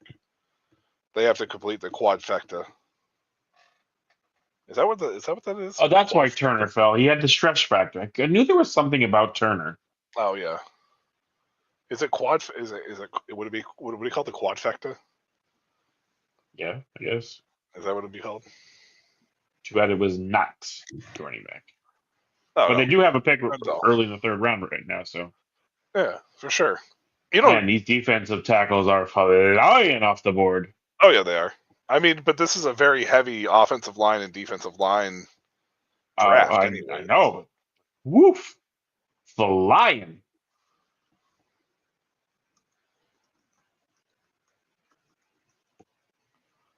I misspelled his name. I had to recorrect it.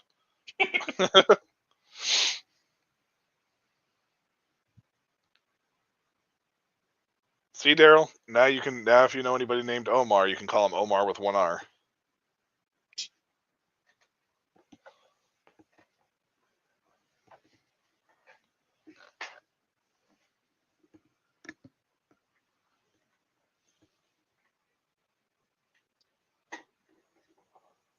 What steal the draft of the Eagles about to pull out of the here now? Can you imagine if Mike Green was actually still sitting here at this point? Oh my God. Oh look, AJ Dillon went to the Eagles. Nobody cares.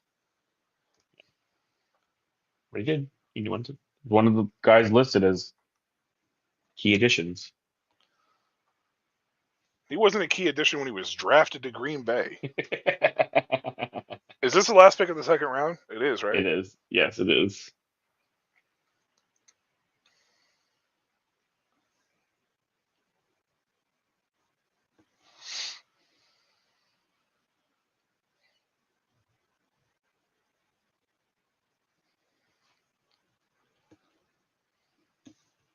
You watching tomorrow? No. Watch my phone.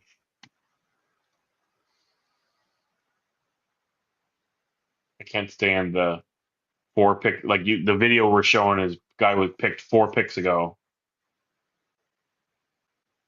And if you're not watching like intently, you don't even know it was picked because they're running all the other graphic stuff and not showing the picks. And you're waiting until the whole. It's like watching back when I was a kid in school for my school to show up on a snow day.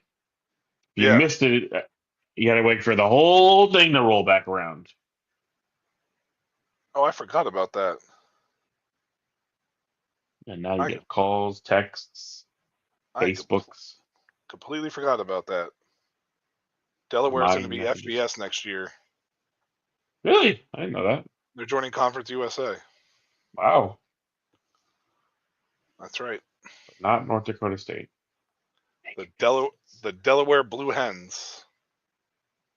Make it make sense. They're going to have to change their uniforms though. Their uniforms look like the Michigan Wolverines uniforms. They're lighter blue.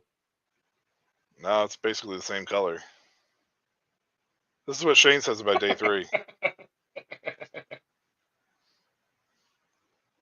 So you put cocoa butter lotion. I thought you said cocoa butter bacon, and I was very confused there for half a second as to what you were talking about. So how did you get lotion and bacon? Oh, I mean, I just looked at it real fast, I guess, and I don't know, maybe the butter and lotion blurred together. So, cocoa butter bacon. That's the new thing, Shane. We got cracker juice and cocoa butter bacon. Bacon works too, he says. I'm not sure bacon grease would work very well. Feels like it congeals too to Dynasty fast. Academy. Daryl, he's fat and hungry. Fair. This is fair. That's a very fair thing. I'm not really hungry, but Did you see the video of the what people are putting their driveways up for sale during this draft? yeah, I saw Park that. Yeah. like crazy amounts of money to offer for parking. Thirsty for cracker juice and as smooth as cocoa butter bacon. Yeah, see? Shane's got the tag down. That's our slogan. You imagine trying to actually drink cracker juice? No. It would be so fucking dry.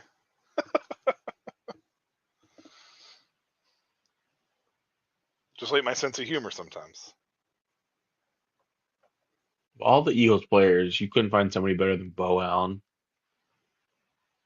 I forgot he played for the Eagles. Yeah, Shane, you get some shirts made up, bro, and I swear to God, I will wear them. I'll get them in 3-4 different colors. Not even to lie to you. I'm surprised he almost fell to the third, by the way. I feel like safety has not been This is a very Philadelphia pick. Strong position, this one. It's very much a very Philadelphia pick.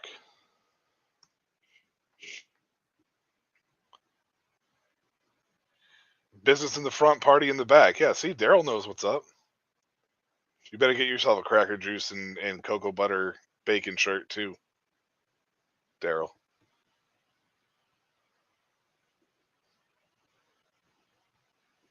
It's gonna be the new clothing line, Shane and Mike clothing. I feel like this third round is gonna be loaded with running backs and wide receivers now. Daryl already ordered it. Ordered it. We can get your wife a V-neck one.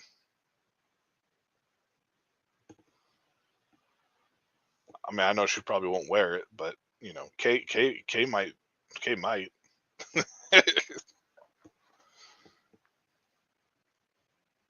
You would? No. My wife says no.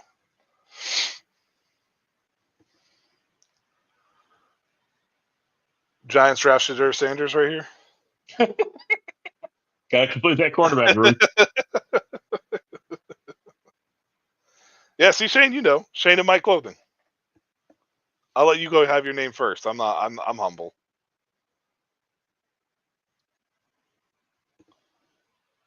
I got slogans for days. These fucking players, I need to have that on a shirt because sometimes these fucking players make some fucking bonehead decisions.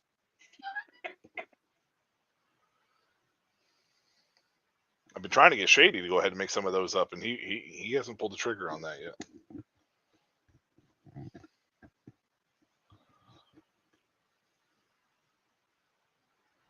Or we could just name, or Shane, we could actually just name the clothing line Cracker Juice and Cracker Juice Clothing. Cracker Juice Clothing, I like that. Yeah, see? That could be the brand, that could be the company name right there. Cracker Juice Clothing.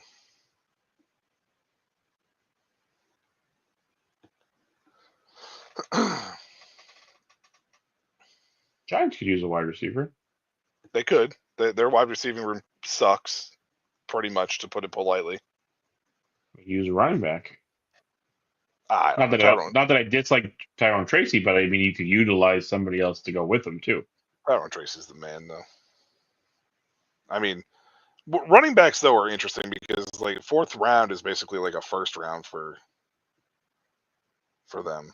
Second round. Yeah, whatever. You know what I mean. Third round running backs are like first round. Yes, you are, Shane. Yes, you are. We gotta get some logos up there. Come on, brother. You got this. I have all the faith in the world for you. What is this dude doing? Was he yawning? That was weird.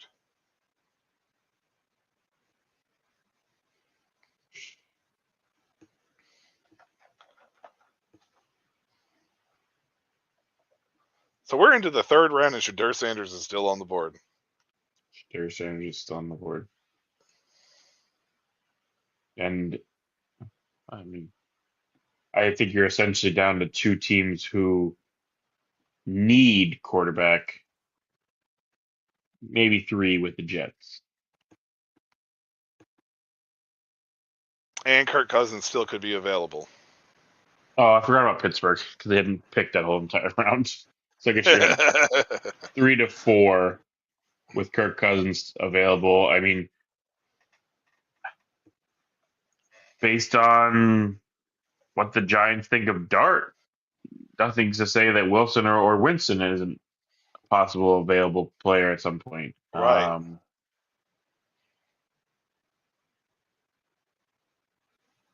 Brought to you Cleveland by with Big Bodies to look sexy on the tight bodies. Cracker Juice clothing line.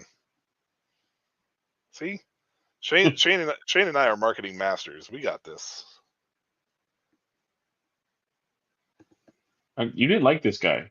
You made a comment earlier about somebody drafting him as a bad choice. Darius Alexander. I don't dislike this guy. I just don't know much about him. I mean, Toledo was not a team that I watched a ton of, so. Oh, because I think it was the Bears. And, they're going to take this guy.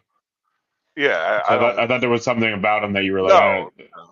I mean, look at his career. I mean, 158, 9, 226, and even a pick too. Like pick 6. Just watched it. Yeah, pick 6. Yeah. So I mean, and he ran a 4.940. So he's under 5 seconds. I mean, you're putting him. That's what I remember. You're putting him on a defensive line that already has Dexter Lawrence, Yep, Abdul Carter now, yep, Kayvon Thibodeau, yep, and Brian Burns. So Brian Burns.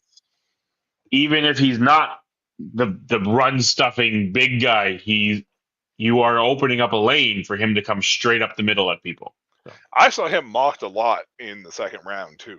So this is a great value pick. I feel like I don't know anything about him. Like I said, I don't know shit about him. But, this kid's really excited for Ashton Gillette.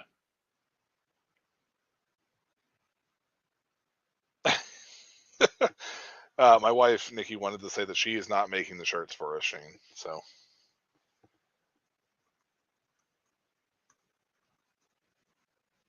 Coming from the guy who watches Kansas City Tech. Oh, yeah, talking about you not knowing about somebody. No, I defensive tackle is not a position I watch a lot of though, especially for Toledo. Like, they're not fantasy relevant. So I don't think you're watching a ton of Toledo tape in general. Like, I don't think I'm going to be going out of my way to watch Toledo defensive tackle like Darius Alexander. So, and you don't go out of your way to watch Toledo wide receivers, running backs, quarterbacks, tight ends. If there's a potential wide receiver in the NFL draft, I'll watch Toledo. That's what I'm saying, but there rarely is. Right, like, right. This isn't like we're talking about Louisville or Cincinnati, where there's lots of players coming from there. And I'll even say this: I didn't really watch much of Ashton Gillette either from Louisville, and I watch ACC football. So yeah, no, I don't know a ton about him in general. He wasn't. I've seen his name, but I feel like for Kansas City, they're taking depth. Yeah. Dante Cephas from Toledo. He's not with Toledo anymore, though. No, it's been a couple years. I think he's been. Yeah, he's been gone now. I'm pretty sure he go to Penn State and then from Penn State to somewhere else. Yeah, he transferred from Penn State to like Kansas State or some shit. Yeah. Yeah. So are you saying at that time when Dante Cephas was there, we should have been watching this guy along with him? Yeah, I should have watched Darius Alexander, the defensive tackle, who's not going to play a single role in any of the leagues that I'm in. Shane, your Raiders are on deck. You think that this could be the Shadur Sanders pick?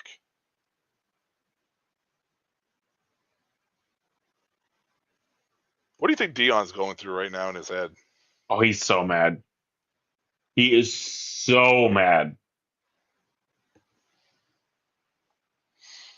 You got to figure he's probably pretty furious. Yeah, Shane. I honestly, I think that as a Raiders fan, you should be, happy as hell. Oh my God, come on, people. Literally, people are saying that he was fucking blackballed. Oh, here we Shadur's been go. blackballed. Here we go. He's not being fucking blackballed. Shut up. So stupid.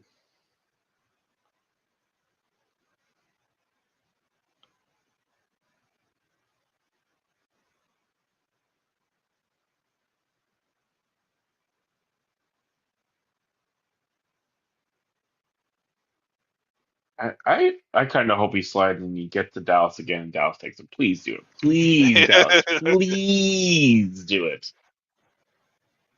Dion's trying to get Shadur another year of eligibility as we speak. And Shane said he's already has black balls. So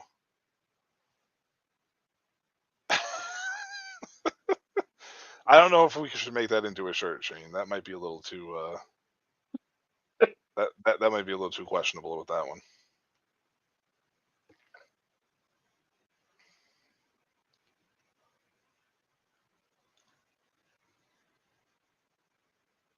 Yeah, Shane, you're right. People are going to be stupid, and honestly, as much as I hate seeing this for Shadur, I honestly don't really feel like there's any particular reason for it other than just the fact that these teams really honestly have not felt that Shadur is a franchise quarterback. If you get Giovanni Carbine selected in front of him, then we can start talking about something, possibly. Tom Brady, anybody? Wow. That's a bit surprising.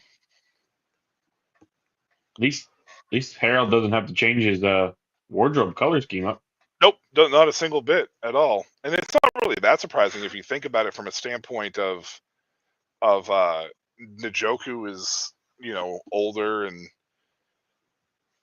whatnot. So I think mean, Njoku's that old. he's not super old, but what is he, 27, 28? But he hasn't, they extended him to the extension. This gives them a second tight end to be able to. But you know what Harold Fanning reminds me of though, bro? And I've told this to Daryl numerous times. He strikes me more of a not a typical tight end. He reminds me more of like that H-back position like Chris Cooley used to play. That's what it reminds me more of. Or maybe actually, you know who he actually kind of reminds me of is Njoku a little bit. Yeah, that's yes. He reminds me of Njoku actually. Yeah, he reminds me a little more of like a Njoku. Now that I think about it, I was thinking of. So to answer an earlier question from Daryl, now yes, I would take the kid from LSU over Harold just because the path is clearer. Right. And Njoku is still there and will still be there at least for probably 2 more years at least. Yeah. So here we go. Here's the Raiders, Shane. You're with us still, so is this the pick? I don't know. He came out there kind of fast. Usually if it's like the quarterback pick, they like delay it and like he came out kind of fast. So I don't think it is. Like production wise, they usually like slow it down. Darian Porter. Yeah, they would have probably had a commercial thrown in there. That's your problem, Shane, is you keep praying to baby Jesus. You gotta play to like not baby Jesus. Now I don't know a ton about this guy, but I can't say a bad thing about him either. Like this probably a solid pick, possibly in the third round. You think Las Vegas not taking Shadur is going to ruin Tom Brady and Deion Sanders relationship.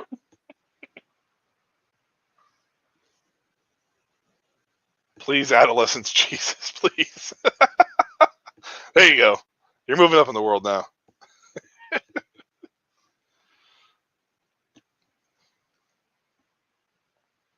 Or 340-yard dash. That's pretty good for a corner. No, it's fucking fantastic for a corner. Speed kills.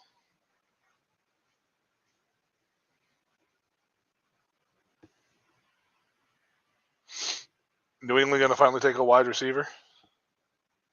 No, they have Stephon Diggs. They're fine. And Mac Hollins. What do you need any other than that? Stephon Diggs and Mac Hollins? They are doing top. Kayshawn. They are doing That Kayshawn. is They are doing Kayshawn Booty so dirty. that is top tier wide receiver room right there from 2019. Well, you know what, Shane? We'll continue to mock Mel Kiper's #1 quarterback and #1 overall since pick 2 or pick I don't 3. think he was I don't think he was the #1 overall. I don't think he was. He wasn't. I'm pretty sure it was Travis Abdul Carter and Travis Hunter, and then I think it was like Shadur. It probably was Shadur, yes. So yeah, well, Mel Kiper's number 1 overall since pick 3 or pick 4 will eventually get to you guys, I'm sure. I mean, when you look at the draft board, the Jets are the only team who essentially would need a quarterback before. Oh, I guess Seattle sits in between there with a pick. So, but you also could take 98, 99 and move up. Like if he continues to slide. Well, I mean, I think that's the thing. Is like really, it's there are some teams with some questionable quarterback situations that could take Shadur and let him sit for a little bit too, like Seattle and the Rams and the Jets. I just don't think the Rams look at him to fit their system. I don't think he fits their system. So I don't think they would do that. It's going to be quite a quarterback battle between Spencer Rattler and Tyler Shogue, though, in New Orleans. Yeah.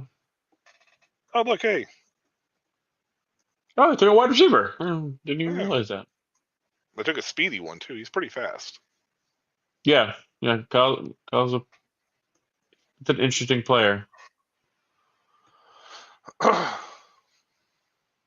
He's a small guy, though, right? He's not super big. No, I don't think he like. And they show Oh, he's a highlight. 5'11". 5'11". He's only 190, so maybe add a little weight would be nice, but he's 5'11". I think my favorite thing in the highlight package is the one where he burns Travis Hunter. That was yeah. He of course had to show that.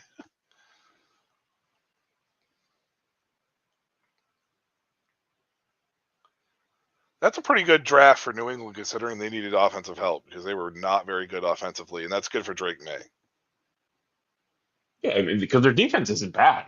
They have a somewhat good defense. It's not top tier or anything like that, but it's solid for a bad team. Yeah, Milroe to you guys too. Milroe is very much the type of player though that has big upside. I love that suit, by the way.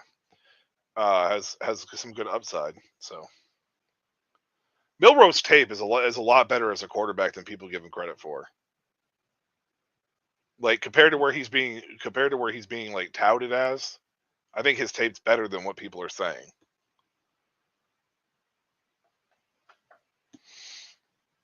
I mean, I did expect him and Shadur to go a lot higher than they are. So. Oh yeah, for sure.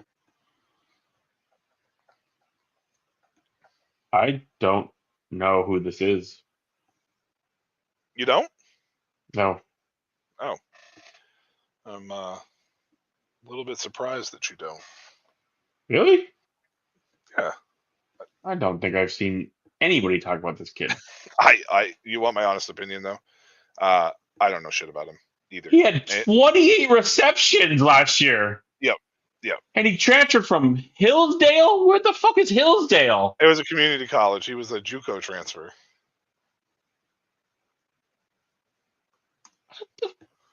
the fuck are you doing, Detroit?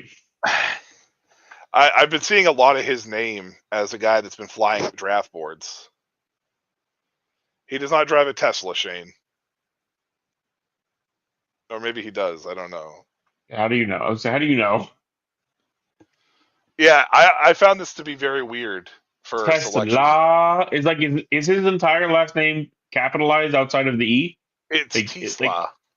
but if you're writing it, do you have to write the SLAA all capitalized also? No, or is no, that just how no. their That's graphic just that. is? Isaac is all capitalized too, bro. But why is the E then? Why was the E small when the whole rest of the... Because when it's spelled, like I have it right up here. That's how it's spelled. That's how his last name is spelled right there. But again, your LAA are lowercase. Correct. They had everything capitalized except the E. Right, because they had Isaac's capitalized too. I understand, but why then the E isn't? Well, because it's you'd have to ask ESPN. Don't ask me. I'm not sure. I have no idea. Tesla. How far do you think he shoots up people's boards now? I mean, is he even in sleepers? He is actually, believe it or not. Was he? Yeah. I'm going to be honest. I have not seen that name until right now. And don't get me wrong, that happens every year. There's always some random ass wide receiver that somebody drafts. I mean, Shane, to be honest with you, yeah, kind of it really is. Because the TE spells T, so I mean, it yeah. It's That's like not the two. silent, It's though. like yeah, it is. T isn't silent because T Not is the T, tough. the E is silent. Right. So if you say his name is T Slaw, It's T-Slaw. that E isn't silent. Of course it is. Okay. It's like T. Higgins.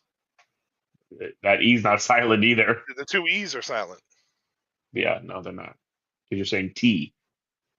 Which is it's Tuh. QRST. It's QRSTUV. And the sound for T is tuh. Okay, but you still say it as T when you say it. E's not silent. So we've been saying the letter T wrong all this time? No. Yes. But yes, the Shane. sound for T is tuh. It'd be Tesla if the E was silent. But when you say the alphabet, Mark, how do you say T? I understand that. I understand that. But that means so. Wait. That means the word T, the E and the A are silent in the word T. Yeah, of course. Okay. All right. I don't even think we're saying that word correctly, anyways, to begin with. If you want my honest opinion. T. Yeah. I mean, the English say it the exact same way, so I think we're all right. Yeah, probably. But anyways, Daryl said that the sleeper ADP has him at 377th for Colt. I mean, I guess that's better because that once you hit a certain point, everybody's just $9.99 in the sleeper ADP. So Shane said that this conversation just pretty much goes to show you how ridiculous that pick was. Shane, a new shirt idea. We can have it be like the E is silent. Like that's what we could say. It's just the E is silent. I mean, I really have nothing to say about the kid because I know zero about him. I mean, he had 26 receptions. I mean, what he did. He had 26 of them for Arkansas. Who has a pretty good quarterback down there, by the way? What other wide receivers do they have? Oh, Andrew Armstrong's down there, I think, and right. So the fact that you have to think about it means the kid probably should have more than 28 wide receivers, 28 receptions to go in the third round of the NFL draft. How in this 4-hour broadcast, how many minutes do you or hours even do you think that Mel Kiper's been spending talking about Shedeur? I'm just happy it's on mute. I'm going to be honest. I don't know if you remember it was the Aaron Rodgers, but the Gruden when Gruden would not give up on somebody. Oh yeah. I don't know if it was Aaron or who it was, but it feels a lot like I'm sure it's very similar, but a lot longer. Was it Geno Smith? Maybe it was Geno. That sounds about right. But Gruden would not shut him up about somebody. He just did not give it up at all. Another defensive tackle. This is crazy, like the amount of defensive tackles in this draft, man. Like, Literally. it's nuts. Like, we're at pick 71, and I think 69 of them have been defensive tackles. I was just going to say, I think we've seen more defensive tackles go in these first 2.25 rounds than maybe an entire draft before. Yeah, like defensive tackles, the new wide receiver on defense.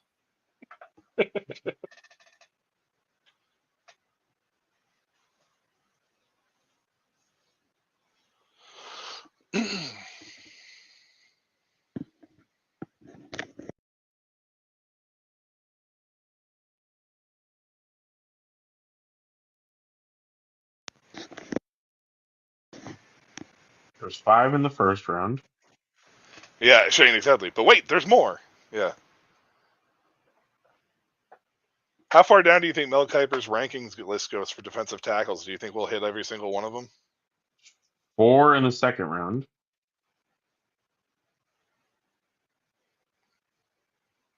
There's already been 2, so we're at 11 defensive tackles in the first 71 picks. A lot of edge players, too. I wonder what edge is at. 18? 15?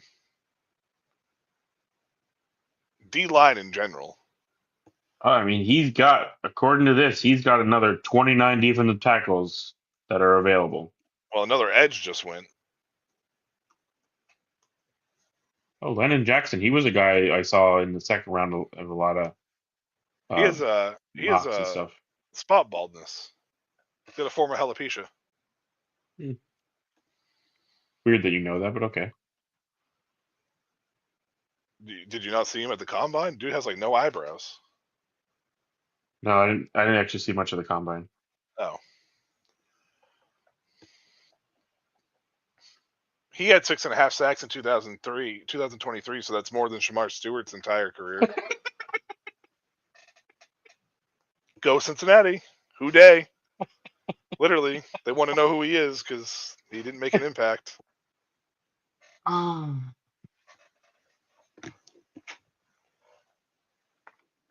The amount of DTs drafted still doesn't surpass Shog's age. He had 4 edges in the first round.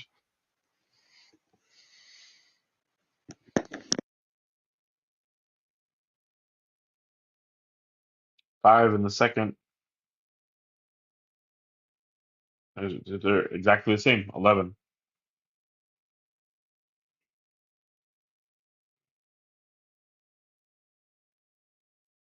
I think this is a very good pick by the Jets.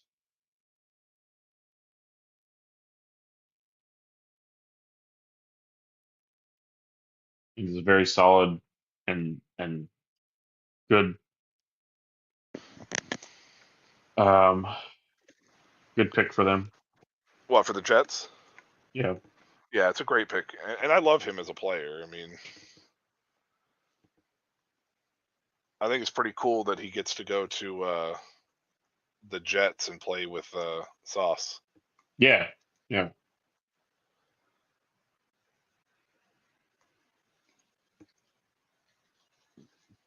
Just as long as he doesn't learn how to tackle from Sauce. Yeah, right, yeah.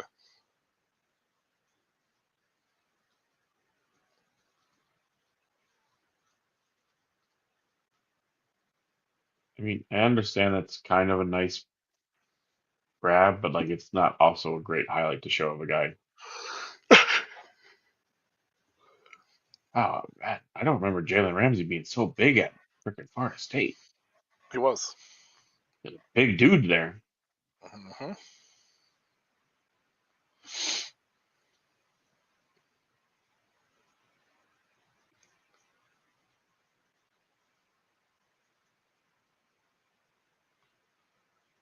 And now they're going to go trade for Jalen Ramsey. With the Jets? Yep. I don't know that the Dolphins trade him. Broncos go wide receiver here. You talked about in the last round going wide receiver, so. And both of them are still there. Yep. Dallas is the same. I mean, actually, these three teams all could go wide receiver here. Maybe we'll get a wide receiver run in this round. I would think we should.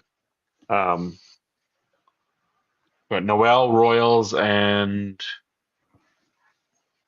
who would be probably the third option around here? Chevrolet. I'm waiting for it to click.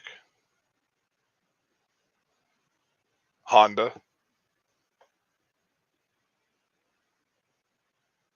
It's not clicking. The dude from Arkansas, what was his last name? What does it look like? Oh, I was trying to think of a wide receiver coming up that we could get drafted, not guys that are gone. No, I know, but that's what I was. Never mind.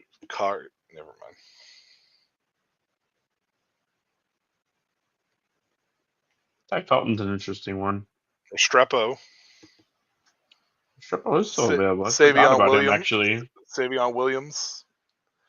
Elick Aomanor. Bond. But Bond might drop because of he had allegations before the draft too, so. Yeah. Ricky Daryl White's a Restrepo. little down on this list. I like Ricky White. I think he could be a bit of a steal. I like Ricky White too. Restrepo's a good one, but Restrepo was slow, and I don't know how many people bought that it was a hamstring thing. Okay, so let's talk about that a little bit here. Why run? Why run if you really felt your hands? Why would you run the thing that's gonna pull your hamstring if your hamstring really is tight?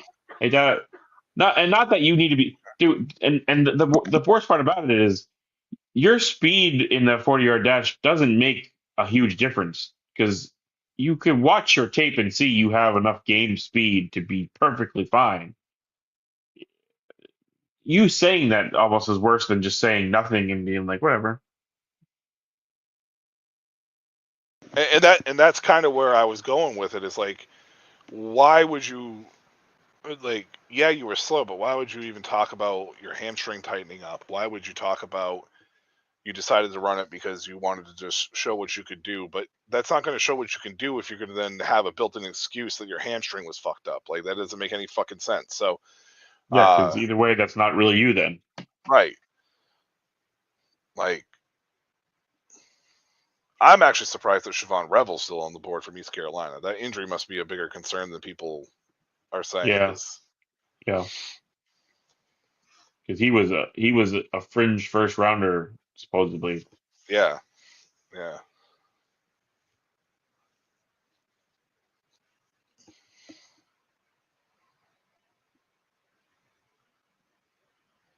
Next three picks, wide receivers. Just no Jalen Royals to Dallas. Well, so any of those other guys we kind of named, Dallas could take those guys. No A.O. Manor to Dallas. Oh, they could take Restrepo. Okay. Because fuck Miami, Florida, too. even though I like Cam Ward. I just view Cam Ward with Washington State, not Miami, Florida. So there you go. Incarnate Word, Cam Ward. Incarnate Word, yeah. Incarnate Word. UIW, baby. University of Incarnate Word. So. Oh, well, they went wide receiver. Savion Williams? No, not exactly the guy I expected.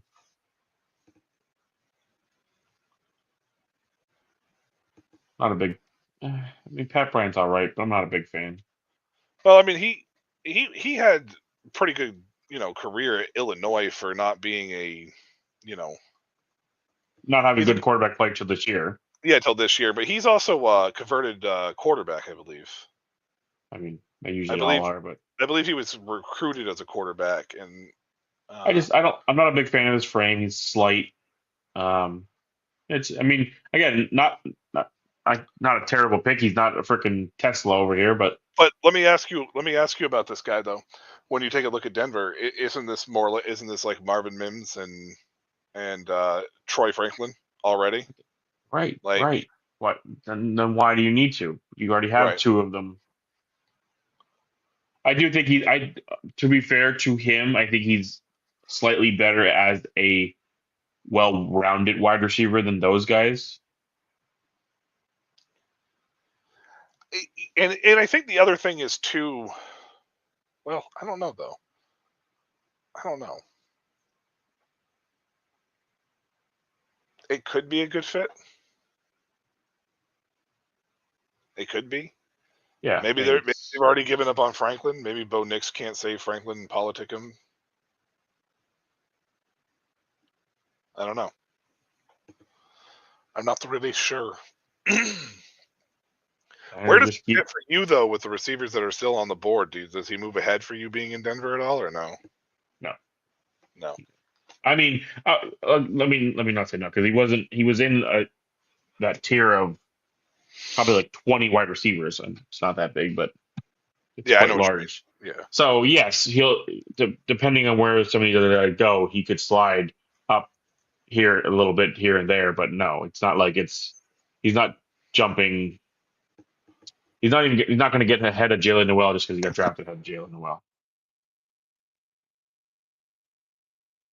Jalen Noel could go to Cincinnati, and I'm not taking Bryant over him.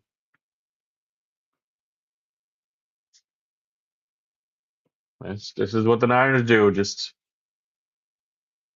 get that interior style defense and just fill it up.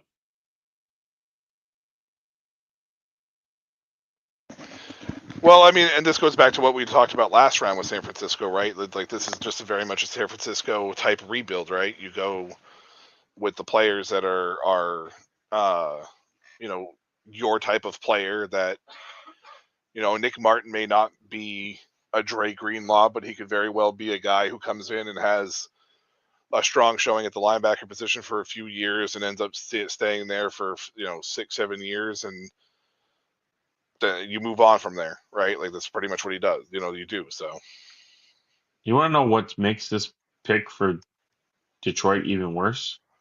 what's that? They traded 3 third-round picks, the number 102 Yep. in this draft, and 2 2026 picks to the Jags to get up to 70 to take that kid.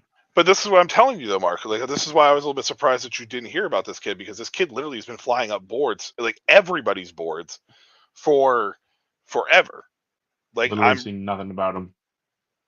like, Here's your Revel, by the way. The Cowboys yeah, took him. yeah.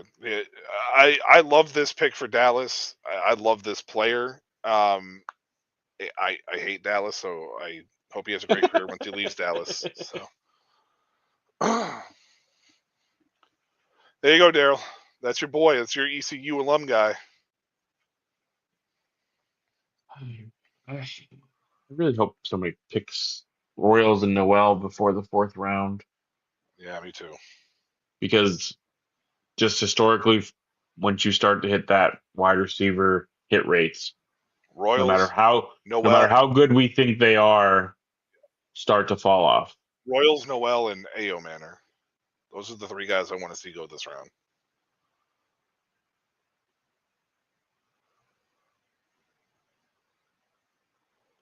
Maybe Houston takes another wide receiver. Arizona actually could use one though too. Yeah, Arizona definitely could. Carolina's not going to. This won't be a wide receiver pick. Shouldn't. No, this won't be a wide receiver pick.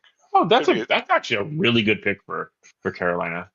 I mean, the Panthers need a ton of stuff anyways. So this is, I mean, really anything could have happened here, and they could have been fine with this overall. So.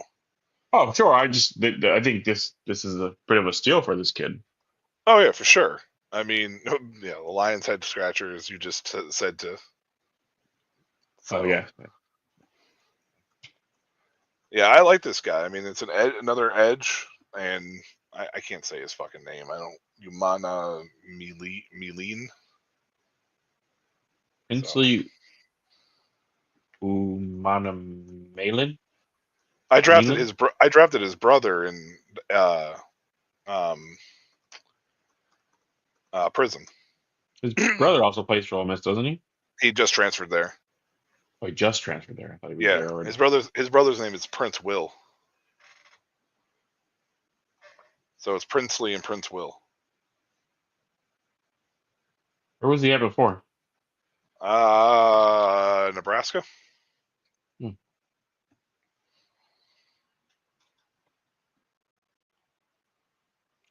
I forgot they took an edge earlier too. They need it though. The defensive line, they need They it across do. the board. Oh, They need it 100%. across the board. I forgot. Oh my God, Jerry, please stop. Look at somebody's like, dude, stop doing that. Actually, I think that's a very good draft for Carolina. If you want my Yeah, honest opinion, I think it's a very good yeah. draft.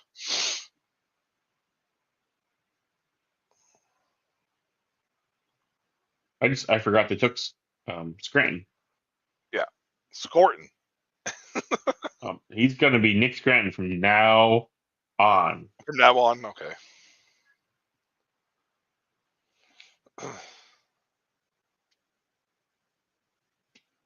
My other favorite part of the draft is the undrafted guys and watching where those guys go.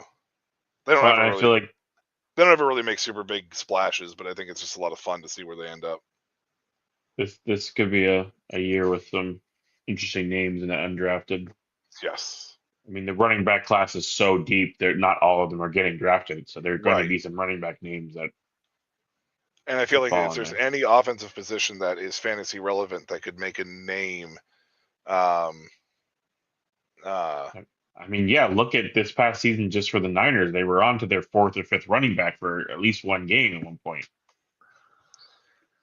so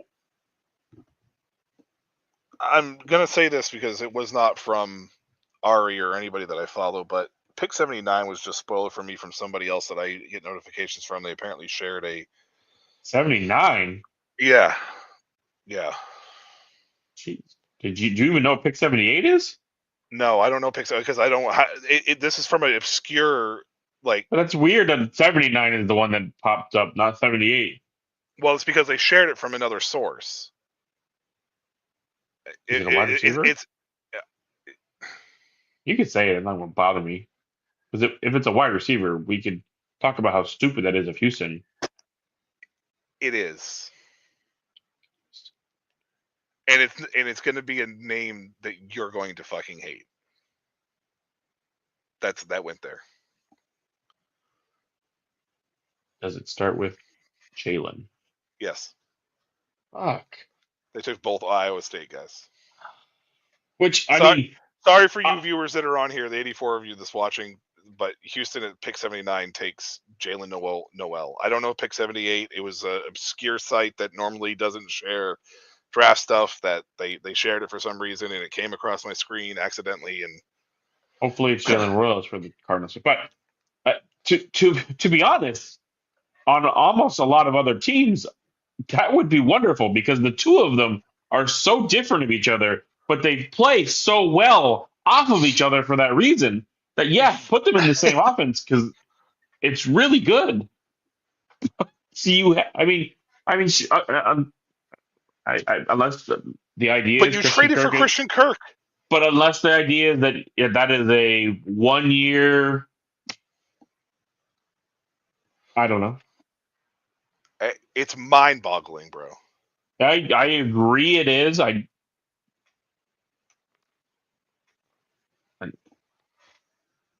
don't know. Mind-boggling. Maybe they just didn't expect to be in this position and have that person sitting there, and they couldn't pass it up. I don't know. I don't even know how this person. I mean, maybe I'm wrong because we're still waiting, but I don't know why the pick 79 was so far ahead. But Maybe because it's such an odd pick that it. well, the commercial. It could be because of the commercial. So we're gonna set a record by the way for edges.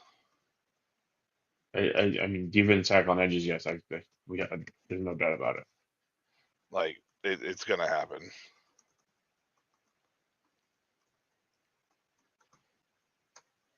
The problem is they classify things sometimes as edge or outside linebacker or Well, it's because the outside line. Because if you're an outside linebacker in a 3-4, you play the edge.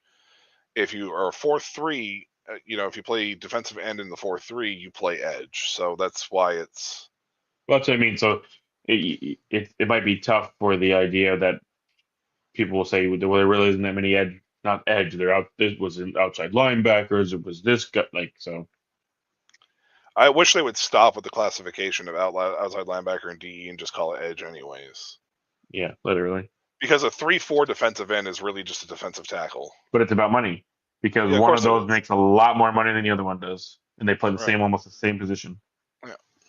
But it's also like the safety position that plays linebacker. I think they should just call it the Joker back and just call it good. Like, Nope, that your thing was right. yep. That's crazy to me. That's Odd nuts to me. Like, you trade for Kirk, draft Jaden Higgins, have Nico Collins on roster, draft Jalen Noel. Who else is there? Nobody else is there. No, Xavier Hutchinson and somebody else, right? Xavier Hutchinson went to Iowa State Mechie. too, didn't he? He did, yes, he did. They got 3 Iowa State guys on that roster. There's a rumor going around that someone pranked Shadur Sanders saying that he got drafted.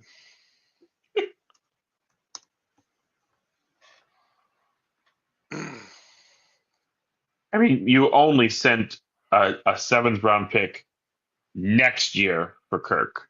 So Yeah. I mean, there's nothing tying them to him. It's just, why make that trade at all? I mean, a 7th round in 2026 really is essentially giving up nothing. And again, Colts are going to draft Shadur Sanders. You made that. You made that trade obviously long before you were sitting at pick 79. Well, yeah, of course. And maybe you regret. Maybe you were getting the Higgins pick because you could have just ended up with Noel at 39, and he would have paired fine with Nico Collins. Where yeah, maybe, I don't know. I honestly think the Noel pick hurts Higgins more than anything because it's just targets away from that and I think Noel is more of a target. I won't say target hog, but target hog than Higgins is. Well, the other thing is too, though, is that they may have Noel play special teams primarily because he played special teams at Iowa State where Higgins didn't. So Noel may primarily this specific year, play more special teams than that, but he'll earn his way into a wide receiver role next year. It really comes down to how Kirk plays. Because I don't think Kirk will be there next year. No. And Tank Dell's done. Clearly, he's done. Like, it's just there's no way that he's going to come back and you don't spend a 2nd and 3rd round pick on wide receiver and just have Tank Dell come back and just be like, we're going to insert you ahead of these guys. It's just not the way that works. It's unfortunate for Tank. Unfortunate when he comes back, I'm sure he'll be in the rotation of wide receivers. It's just once they'll re-sign him to anything as the 4th. Sure. Yeah. I guess that means they can keep him off the field and not have him block linebackers on the goal line. There you go. Throw out Hornswoggle out there to block a linebacker. It just doesn't work out very well for you. Little wrestling reference for you there. Damn, that center still hasn't been picked, I don't think, has he? Nope. Shit.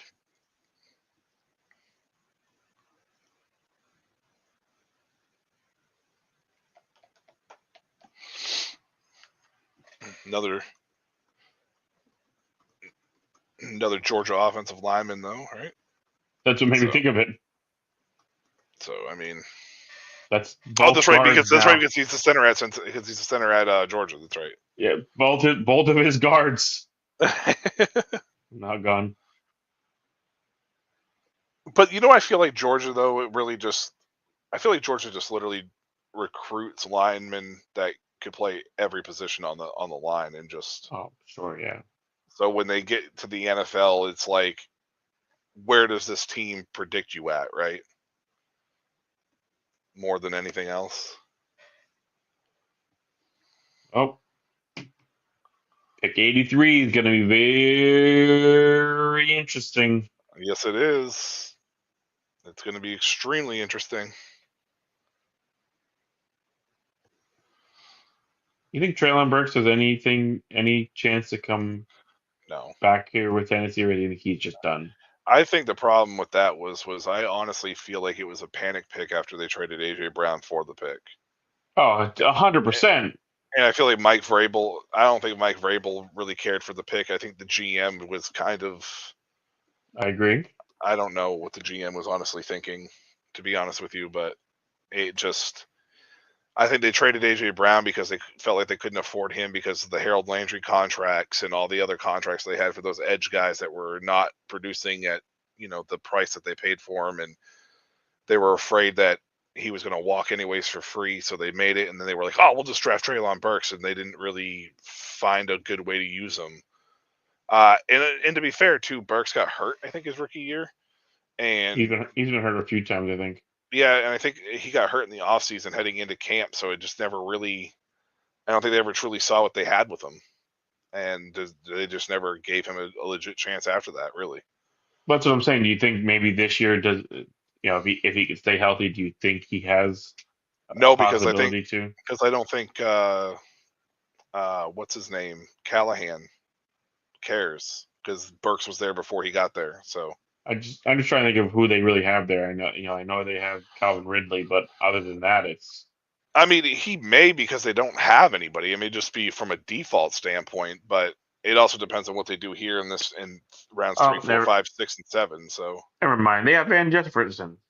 the fact that you just said Van Jefferson's name makes me, yeah. The fact that he's added as a key addition. Yeah. They have 7 picks left, so I mean. Yeah, they could take wide receiver. They just haven't yet. We'll see what they do here.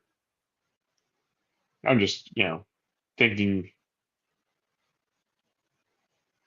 In other news, in the AF1 game between the Albany Firebirds and the Corpus Christi Tritons, the score is 93-6 Albany. Just in case anybody out there is listening.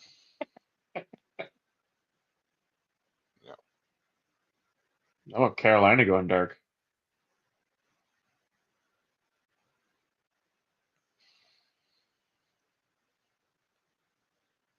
Did you say North Carolina? Did you say North Carolina going dark? Carolina, the Cobras. Yeah, they went dormant. Yeah, crazy. Especially considering how much of a staple of the NAL they've been for a year. No, Shane, it is not halftime. I mean, we might be halfway. Oh, that would be hilarious if it was halftime. Actually, no, we're not even close to halfway. Never mind. No, he was talking about the Albany game. Oh. I think at halftime they had like 55 points though, or some shit.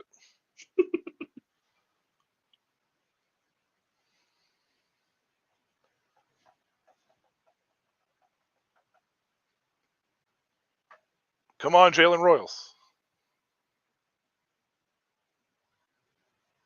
I just don't want you to fall to the 4th. That's a good pick.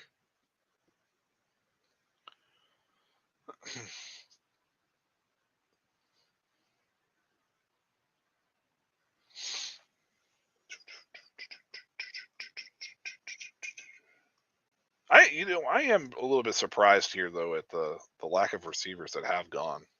Like you mentioned it in round 2 and after the Burden pick, and I'm really kind of shocked about it. And two of them that have gone. over other guys. Pittsburgh, this is the pick that we were talking about. It's going to be very interesting. It's an interesting one. It's already in though. Is it?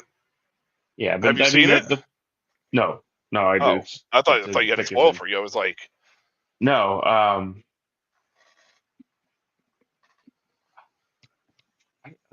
I mean, you think Shadur? You think they pull the trigger here?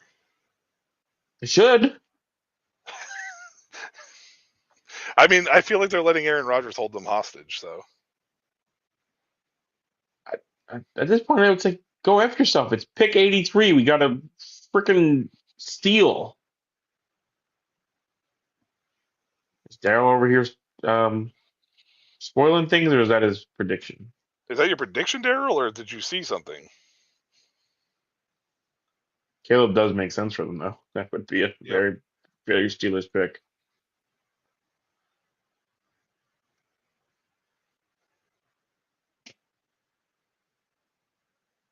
Oh, he said he saw something, so he spoiled it for us. Stay out of the chat, then. It is Caleb Johnson. We don't like it to be spoiled over here. Yeah. I literally stopped notifications from Ari for this reason. He was killing me round one for a while. I was like, I gotta stop. You're 2 picks ahead of the freaking broadcast. In other news, Sacramento State just got another commit from another Division I running back. Like, that's crazy. Sacramento State's like a hotbed for selections. Yeah, isn't Mike Vick there? Huh? Isn't that where Mike Vick got hired? No, Mike Vick is in Norfolk State. Oh, Norfolk State. There was rumors that Sac State offered him and that he was going to take it, and then all of a sudden, like less than 3 hours later, it was Norfolk State. Like, yeah, it was very weird. How do we feel about this pick when it comes to Jaylen Warren?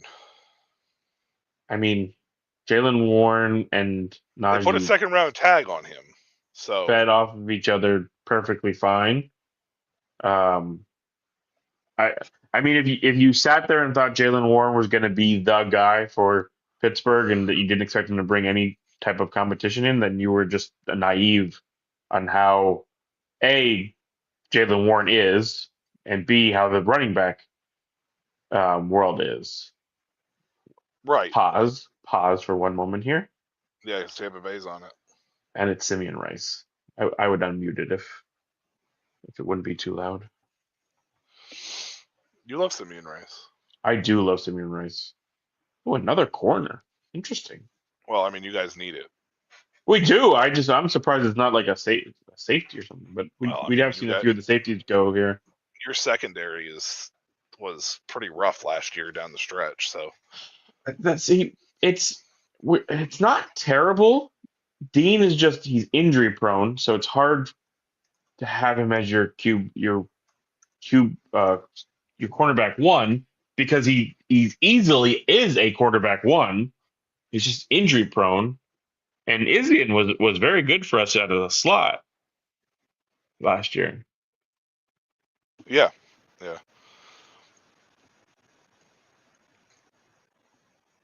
I think the other thing here is Jacob Parrish. I was seeing as high as the early second in some mocks too. So, or had a second round grade on him, I should say. So I think that's actually a really great value for you guys. Ooh, Kansas City's trading up into this pick here. They're going to draft Shadur. Running back. Finished off that Finish AFC it off. West. Finish it off.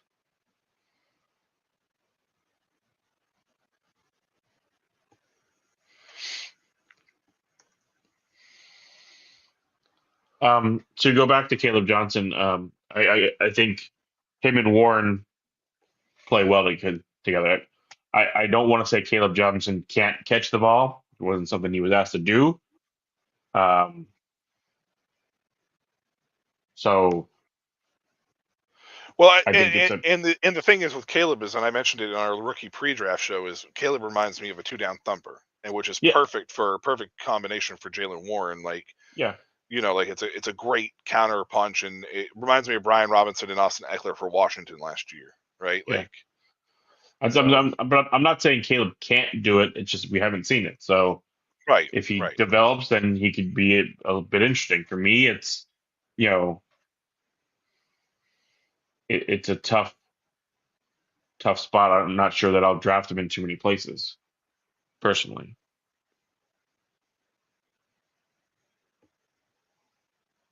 Quarterback for the Chiefs, Noel Williams from Cal. Yeah, I actually like Noah Williams.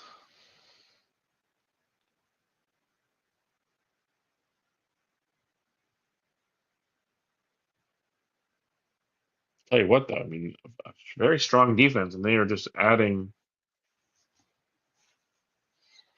to that. Yeah, for sure.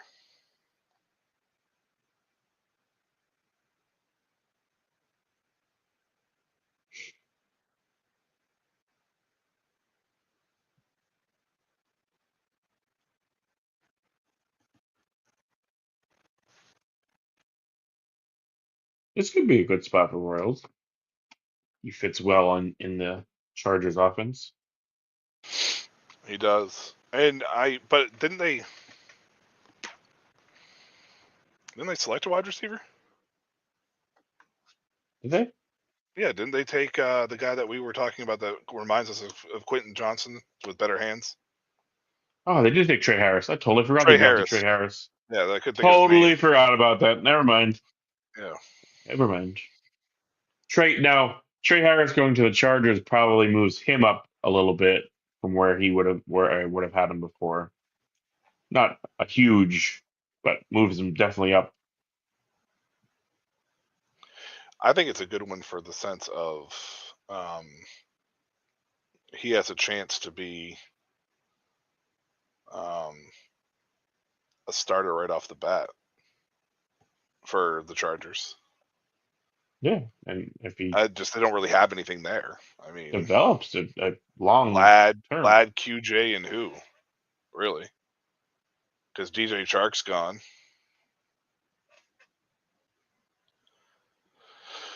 Burden fall in rookie drafts. That's a great question, Daryl. Burden was always going to be a tough prospect in general at the wide receiver position because he's not truly a wide receiver. He's kind of like a gadget guy who can play receiver, right? Like that's primarily what he was going to be used as. He was going to be moved around all over the place. An athlete. He's an athlete that plays wide receiver. Yeah, he's an athlete. So he was always going to be tough in general anyways, but the fact that he went to a team that has DJ Moore that signed the biggest contract in Chicago Bears history at wide receiver, or probably I actually think period. And they have Roma Dunze that they took in the first round last year. And then they took a tight end on top of already having a tight end where they already have a running back that can pass catch as well. It is going to be very, very interesting to see where Burden goes for a lot of people in this community. Honestly, right now, I don't love the landing spot for Burden, so I have no idea where I would even put him in right now. Oh, it's hard. Let's talk it out. You gotta figure Isaac T-Slaw is going to be somewhere. Oh, fucking crazy! You got Cam Ward, Genty, Hampton, Tet. These are in specific order. Yeah, of course. Yeah. Kind of name them as I'm thinking of, but somewhat order, but not Travion fully. Henderson, Quinshawn Henderson, Judkins, and we're at 6 now, and that's probably a good solid 6. Jackson Dart, possibly. Tyler Warren, Loveland, possibly will fall in here. You're putting Dart. That's 9 guys. We're at 9 now. Jaden Higgins, maybe. So he was an early second round pick. Yes, but this is where I think the muddiness starts to now come in. So you're at 9. Another defensive tackle. Ibuka. We totally bought Ibuka. Yeah, Ibuka. He's going to be in that group. So 10. I think you're at a solid 10 at this point. And then you have to start considering the kid that Denver drafted. Are you? Oh, the guy where they drafted. Well, I mean, Pat Bryant. I don't know. He was the third round pick. No, So no, I think no. they. RJ Oh, Harvey. R.J. Harvey. Oh yeah, R.J. Harvey, a running back. Sorry, I was thinking wide receiver. Yeah, no, Yeah, the R.J. running back. Harvey. Yeah, R.J. So Harvey. so is he around this I this think he's 11th going to go. I spot? think he's going to go up draft boards because running back it seems to be a little bit hotter of a commodity in that late first, early second. So Well, and people are going to like that landing spot for him. right, Um, Matthew Golden. We didn't mention Matthew Matthew Golden. Golden, Green Bay. Golden's another He's going one. to So be there. So that's 11 or 12 names right there. And is that where Burden Luther goes Burden now falls? early second. Um, does Royals slide a little bit, even though his is murky along with Burden's, but is what's murkier to you? Where does Tyler Shug end up getting in there? Yeah, Do any Tyler of these Show. other tight ends start to creep their Yeah, way in that got second picked? round tight ends. Yeah. Trey Harris, Jack Beck. People like Jack Beck, Yep. and you can't say that the landing spot doesn't equate to maybe some fantasy success. I don't know, but Did we people even are going mention to Travis think. Hunter? We did not mention Travis Hunter. We totally forgot about Travis Hunter. He's going to be so. You're probably Realistically, for Burden, you're looking probably between what 203 and 206. he's going to fall. 207. It's going to be, I think, a range of that. I would just say a second round pick. I could Yeah. see somebody draft him at 201 because they think he just outshines those other Bears. I could see him fall to a 2, 6, 7, 8 if some of these other running backs get some nice landing spots, or somebody likes the tight end over him. Right. Right.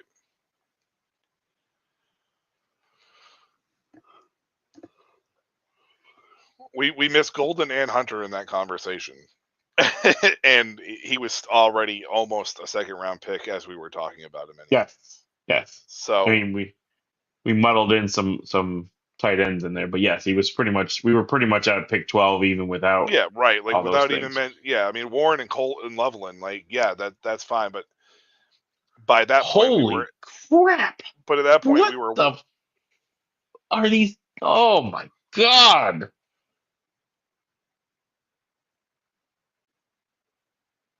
You have to trade some of these wide receivers, right? Oh, I mean, you got to do something with them. I don't know what to say about this. I don't know what to say about this because I know that they had issues I know they had issues with Romeo Dobbs last year, but like I don't feel that they've ever given Dobbs a chance at anything. Do you remember how he's the biggest receiver they have on roster right now? Do you remember how we talked about yesterday how we looked at Matthew Golden as being similar to Christian Watson and stuff like that? Yeah. This kid is similar to Christian Watson. Yep. Now he's I think more athletic all around than Christian Watson, but raw talent, super athletic, but boy does he drop the ball. You know who he reminds me of Quentin Johnston. I was not a fan of Savion Williams at all. He reminds me of Cordell Patterson. Cordell Patterson's a good one too, but Cordell Patterson always had pretty good hands though. Yeah, I mean, I'm just saying in the fact that you can hand him the ball, you could do other things with him just being a wide receiver. Honestly, I don't know. Did TCU's running back get hurt, or like did there at some point in the season? Because Trey Sanders, his running he went from having like no rushes to like 7 a game halfway through the season. I mean, maybe they're going to use him as a combination guy. I don't know. You have to. You can't just throw him the ball constantly unless you got this kid on the jug machine constantly and you get his hands right. You can't just keep throwing the ball up to him. And that's what Leggette's been doing in this offseason. He's been on the jug machine every day since the season stopped for Carolina. That's why I think Leggette's going to be okay. Caleb Ransaw for Yeah. Jaguars here. Another corner. I mean, it's a deep corner class. This is. I mean, they're starting to go now. It wasn't a high end quarterback class like we see a lot of years. But it's this is where you're going to see the range of them, third, fourth round kind of guys. Maybe this is the pick so they can don't have to use Hunter so much at corner. I mean, they need a corner in general, so taking more than one is. Well, Ransaw was a guy that was getting a lot of buzz heading into the draft too. For some reason, there was something that I was reading about him. Like he started kind of popping on a lot of tapes. But for Green Bay, I don't really remember what it was, but you now have in your current wide receiver room, Jaden Reed, Matthew Golden, Savion Williams, Romeo Dobbs, Christian Watson, and Dontavian Wicks. And Dontavian Wicks. Currently. And two of those guys are rookies. Dobbs and Wicks are gone. And one of those guys is Dobbs, I think. I mean, honestly, Washington, get on the phone and trade for Dobbs. They really like Luke McCaffrey, though, so they may not feel like that. That may be the reason why they completely avoided wide receiver in the early half of this draft. I'm gonna be honest though, Romeo Dobbs and Luke McCaffrey aren't the same wide receiver. No, but you could put Dobbs in the slot or move. You don't have to. Yeah, I mean you don't have to. I mean Debo could be in the slot. Oh, I forgot they got Debo Samuel. They're not calling for Romeo Dobbs. I'm just saying. I mean, it's good to have a fourth receiver. I mean, we don't really have a fourth receiver. We let Diami Brown walk, so. Wait, do the Jaguars have back-to-back picks? Yep. Oh. They're at 88 and 89.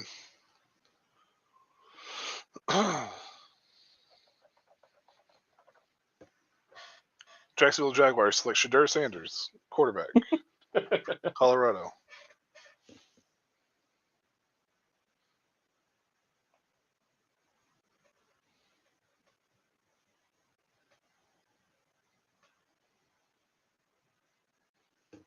Oh, the thing says offensive tackle, but then this one says guard. Like, yeah, I think that he is being. I think he played tackle, but I think he's being projected as a guard. Right. It's just get your graphics together. Just put him as a guard. Oh yeah.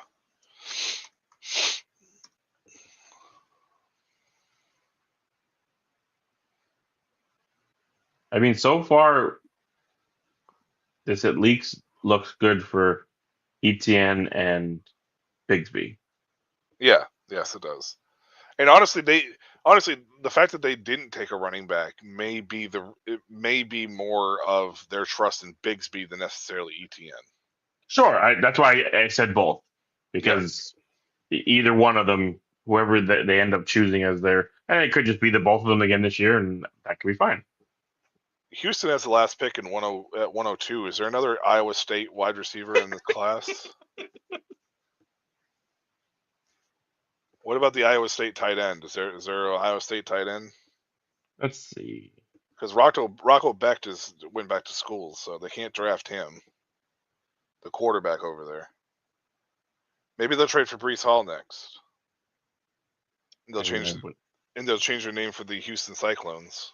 I mean, if they want to swap Joe Mixon and Breece Hall, I would not be against that at all. No, not at all.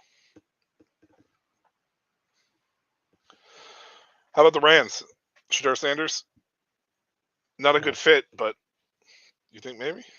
No. No.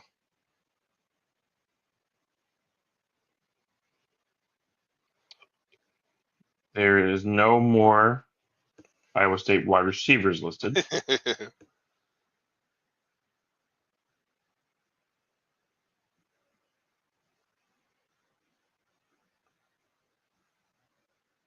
There is not an Iowa State tight end list. There is an Iowa tight end, though. So you could always just. Well, we're looking at right now, we're on pick 90. We're looking at 12 picks left. Elick Aomanor, Jalen Royals, And who's the other receiver that's left on the board that we were discussing? You got Bond, you got No, there was some. Restrepo, Yeah. Well, and Royals and Aoman are on the board. Do we think in the next 12 picks those two go? I think one of them. Well, I think they're I'm both. not. I think they're both going to go somewhere. I just don't know where.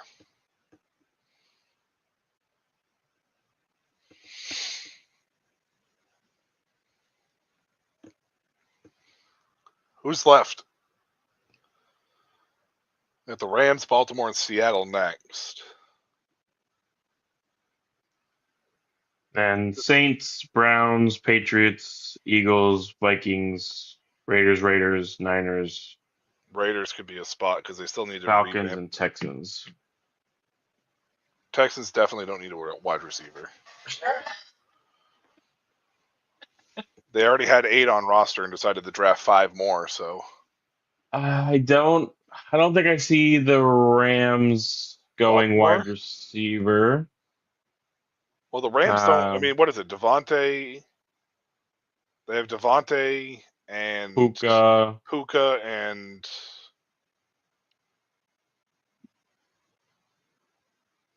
I that's don't know it, who else, really. to be honest. Because I'm Marcus sure there's- Robinson side with San Francisco. They let Cooper Kupp go.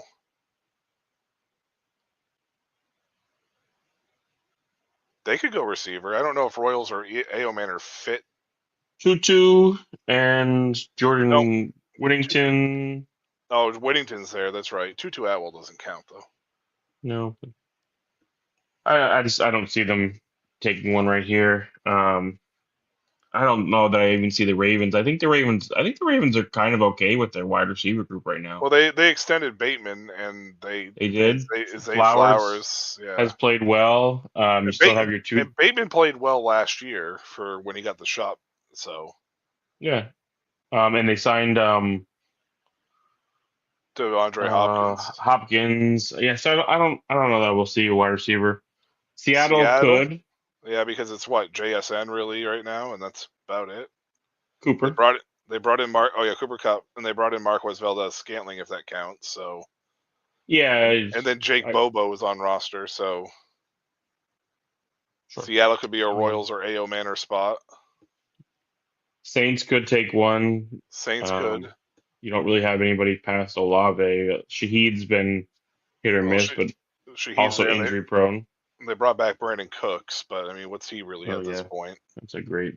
Cleveland could use a wide receiver. Other than being cooked. New England, I think, is actually okay in that sense. They should start looking some other places. You think they're okay at receiver? Yes. With Judy and Tillman? No. New England, I said. New England is okay. I thought. Oh yeah, New England. I thought you said Cleveland. I did say Cleveland. Cleveland has needing a wide receiver, and then I said New England is good. They're right after them. New England's good. Philly doesn't need wide receivers. Minnesota doesn't need wide receivers. Raiders already drafted one. Niners could use one. Well, the Raiders could still use another one, though. Sure, but I'm just, they could also use Shedeur Sanders. Well, yeah. I mean, they do have 2 picks, but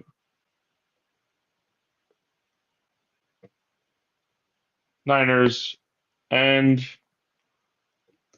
Falcons probably could use one. Yeah, I mean Darnell Mooney didn't really end up being as good as their second round pick or whatever. And Minnesota could use one because right now I think their third is only Rondell Moore. So I think they could use somebody to kind of come in there and push them a little bit in 3 wide receiver sets. And they have what's his name, Jalen Rager. He's not there anymore. No, not Rager. Who was the dude that? Naylor? That's who I was thinking there was a third. Jalen Naylor? Yeah, Naylor. And Naylor was there last year and had, That's who I was thinking of. Yeah, that's listed as their third right now. So, I mean, is it really saying that Minnesota may not use a? No, but they only have, I think, 4 picks. I think there's better ways to spend your your picks for a team. I guess it really just depends on where. Oh, what's available? I mean, if you're sitting there and you like Jalen Rose, then take him. Another very Baltimore type pick, by the way. Yeah, it is. Like, Baltimore just stays true to who they are. And I'm gonna be honest, that highlight they just showed there was not a good highlight to show. The dude literally fell over and you just laid on him. But he's so strong, Mark. Yeah. He's only allowed 2 sacks in 12 starts. 36 starts? That said 12 starts, didn't it? It says he has 36 out of 38 games. I don't know. I wasn't Maybe that was reading all of it. maybe that was 2024 only. Oh, maybe.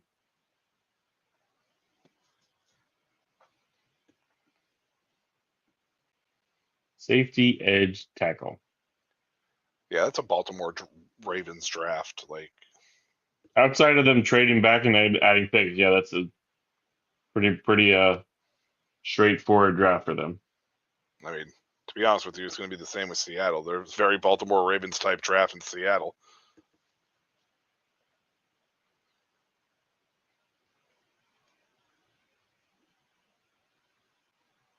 I forgot they lost Ryan Grubb.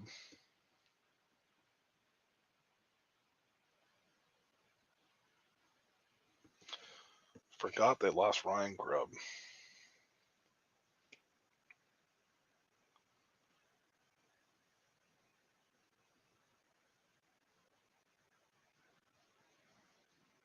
Oh, I got a trade from Madden. It's in Supernova.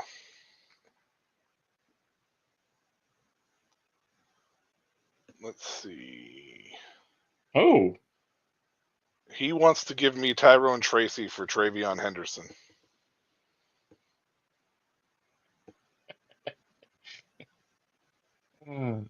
did you see this pick? I haven't looked at the screen yet. So, oh, see, I told you that they were though. I told you that that was a possible spot for them.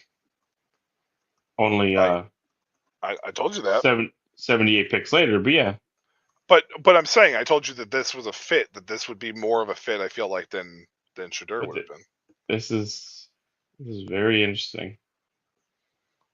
I'm less upset about this than Shug because I could see the upside in this than I can with Tyler.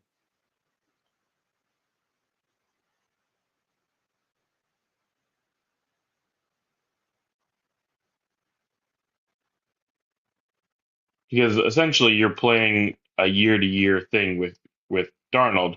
You have him for 3 years if you choose to, but you know if 2 years is all you need, you have that option. If after 1 year you think Jalen Milroe is good enough, you have that option. So I think it's a great, and you got him in the freaking 92nd pick. Right. So you literally take really no risk and all reward from this. Yeah, and especially even if he's a fraction, like even if he's like 3/4 of a fraction of what Lamar Jackson is, like that's still a durable starter if he molds into that, right? Like if that's his comp, right? Like let's just say if that's his comp, and that is who Milroe is as a player. Even if he gets to be 75% of what Lamar Jackson is, that's really freaking good in the NFL, right? Because Lamar's unique. I honestly, when I see Milroe, he reminds me more of Hurts than not as refined of a pass. I mean, not that Hurts was refined of a passer when he came out either, but probably not even at to his level. That's who I when I see Jalen Milroe, that's who I see more than Lamar Jackson. Because Lamar is still lanky. Where I think I think it's a stronger build for the Hurts and Milroe for me. Mel Kiper must be losing his mind right now. Like, hold on a second.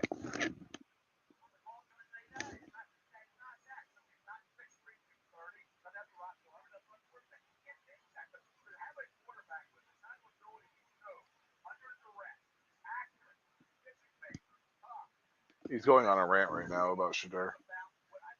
I heard hundreds of reps, so I knew he was talking about Schder. Accurate.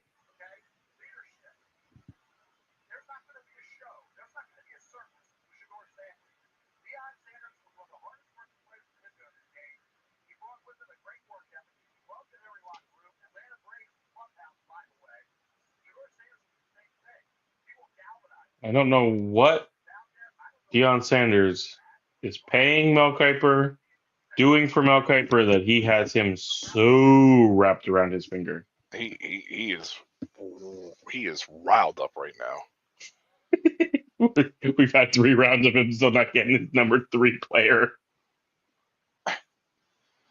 Like I can understand like being surprised or shocked or whatever it may be as to why he fell, but like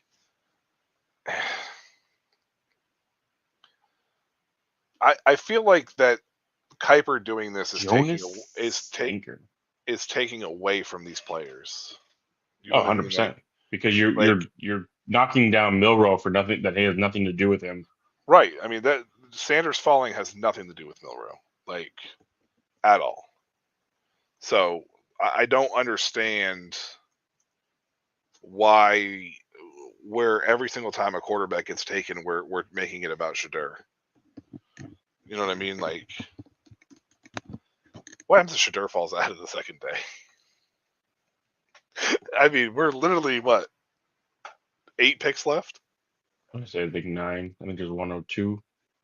Yeah, so that was 8 picks because this was pick 93 right here. So that's 9. Oh yeah, it is 9. That's right because you got to include 94.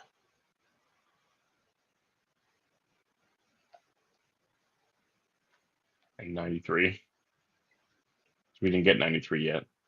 Or Sanker No, this is 93. Sanker's 93. That's what I just said. I didn't realize that was I thought we were. They don't change the graphic, and I still think we're at that pick. And the player they're talking about is the previous one. But it would still be 9. This Saints draft is either going to be the greatest draft ever or the most awful draft ever. Like I don't feel like there's going to be an in between here. I think it's just going to be mediocre all around. Daryl said Sanker played on my nephew's AAU basketball team and his high school team. Cool. Nice. Cool. Pretty cool name he has. Nice little nugget there. Shedeur Sanders to the Browns. No, they got a Super Bowl winning quarterback and Kenny Pickett on roster already. So and Joe Flacco. So they got 2. Joe Flacco, 2. They got 2 Super Bowl winning quarterbacks, so they don't need Shedeur. They're set for life.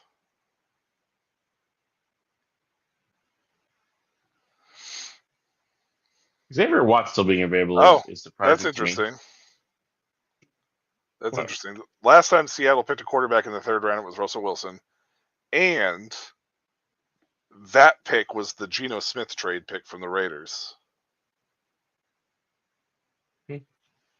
So.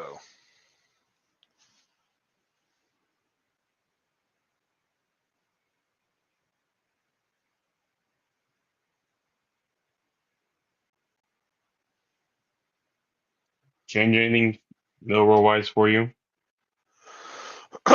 I mean, Milrow was always going to be an interesting prospect anyways. I mean, I feel even in super flex leagues, he's probably going to end up being a 3rd round pick in general. So,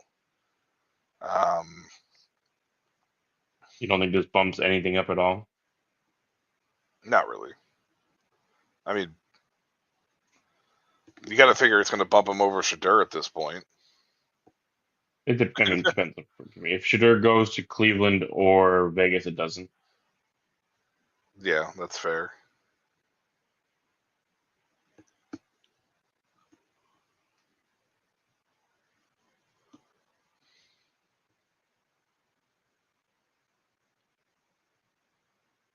I do wonder if Pittsburgh is.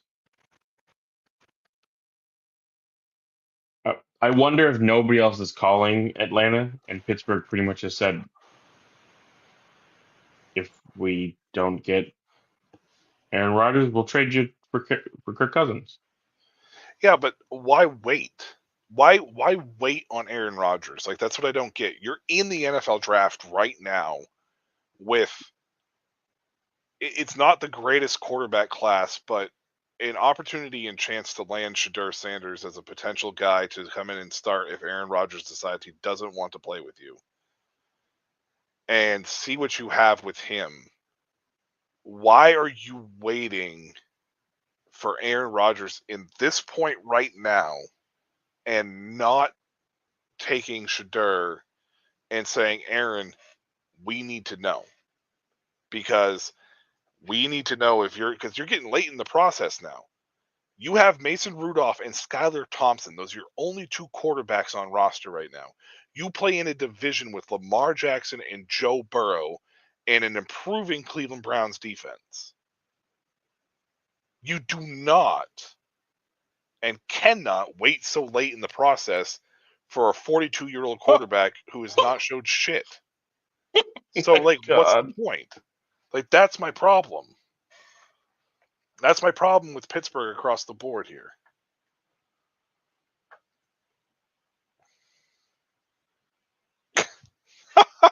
Now it's starting to get interesting. By the way, I just saw the pick because I didn't look at my screen, but 5 quarterbacks now before Shedeur.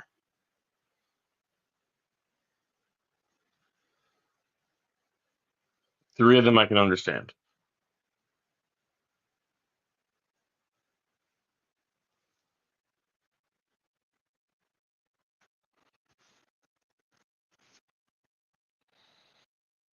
I can understand the upside of Milrow. I can understand the Dart pick. Gabriel and Shao honestly don't make sense to me. Shog only makes sense to me because I saw all the reports leading into the draft. But in general, people will report whatever. For personally me, it just doesn't make sense. I would just give me Shedeur Sanders over that kid at this point. Yeah, I don't necessarily disagree with it. I'm just simply saying that, like, that it's a. You know what? I think I see the Rams doing. We've been talking about them with quarterback. They're gonna probably draft Quinn Ewers, I bet, in like the 4th round. Probably. Quinn Ewers would be another. Quinn Ewers would be another fantastic fit for the Rams. Yeah, that's what I'm saying. I think that Yeah. I think when they missed out, I mean maybe they weren't, but I wonder if they were really looking at Dart, and that's why the Giants jumped them. As soon as Dart got picked, the Rams traded their pick. Like, That's what I'm saying. Like boom, boom. Like, I can't say for sure. Obviously, I don't know, but it probably was their pick, and now they were like, "Well, we'll just wait on Quinn Ewers."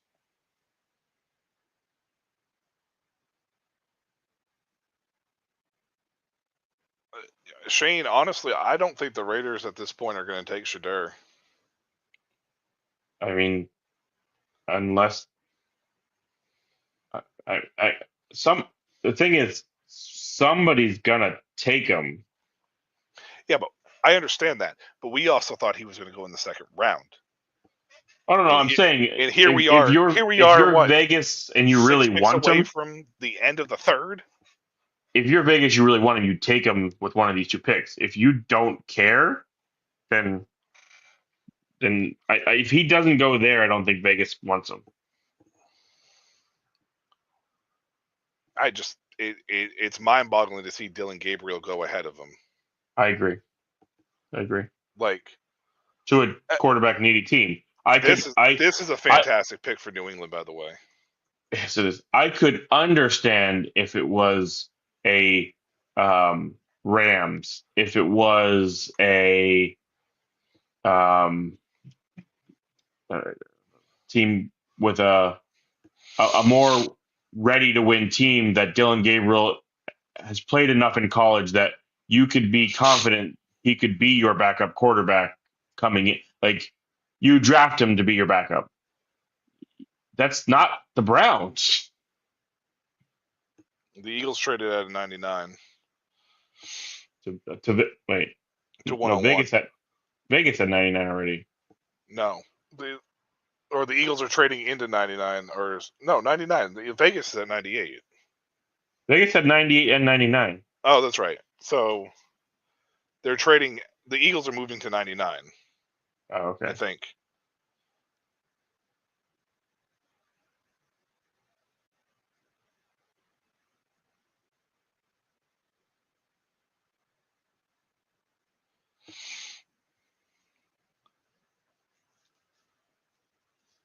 The most Raiders things here would be take Will Howard over Shadur.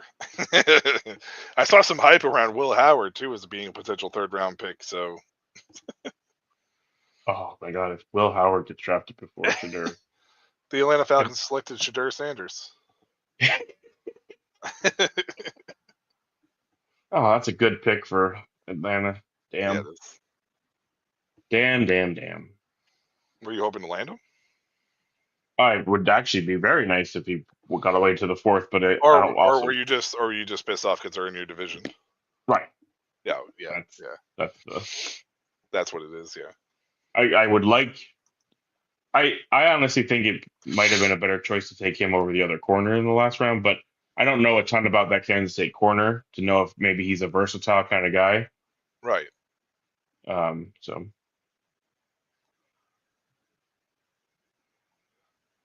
Yes, Shane, you made a third day 2 trade.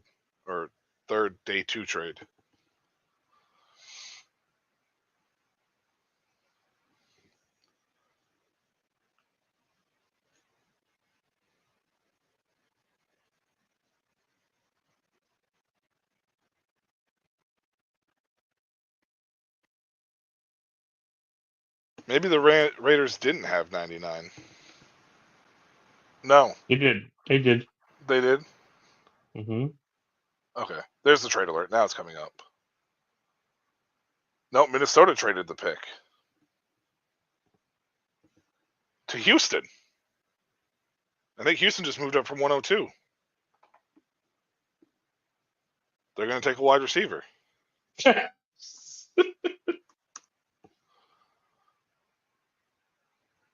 No, Houston still has 102 also. What the hell did the Texans trade just to move up? You Shane sure, said sure they Houston weren't traded up already for the there? Iowa State ball boy. Sure they weren't already there? No, Minnesota. I just watched it. Minnesota traded out. Oh. This was Minnesota's Oh, pick. they fixed the ESPN fixed their thing. Minnesota, it was the 102 they traded. It was the 102. Okay. Hey, it's another Jalen though. Jalen Royals? No, it's Jalen Smith. No, I know. It was a joke because of the wide receiver. Another Jalen though. I got another Jalen. I don't think they needed to move up to draft him, but go get your guy, I guess, in these rounds, right? I mean, you never know what and with the way these corners are kind of coming off the board here lately.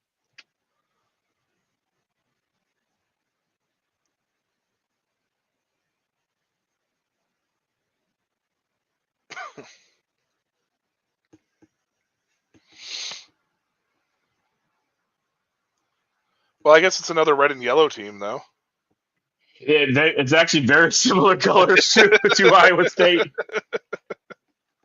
I mean, if you look at all 4 of them, they all 4 have. I mean, Minnesota is a tinge darker, but Yep. it's essentially the same Got color the gold and scheme. maroon. Yeah. All right, Shane, back to backers. I could have sworn I just saw a thing that said the Eagles were trading up, but I guess not. Oh, maybe they sometimes don't fix the graphic until it's that time for the pick. The Texans traded 102 and 142 for 97 and 187. Yeah, so not a.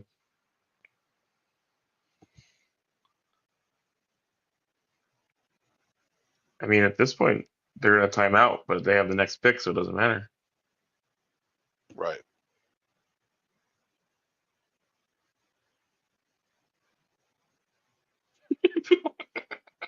He's young adult Jesus, please. He's moving up in the world. Pretty soon it will be adult Jesus. What are you looking for here, Shane? What positions are you? Do you want Sanders? You not want it to be Sanders? Yeah, like what do you want it to be here?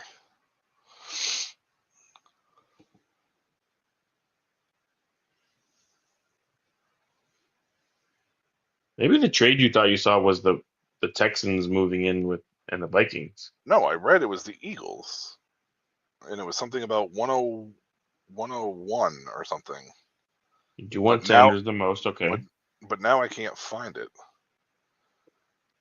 By the way, for those of you listening, Albany Firebirds won 100-12 over Corpus Christi. only got that extra 1 point. Hit that triple digits.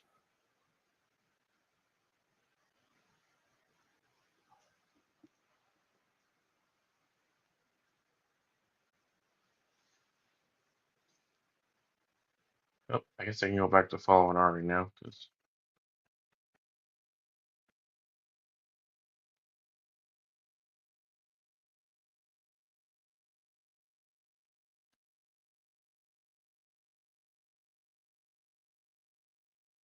Oh, that's what it was.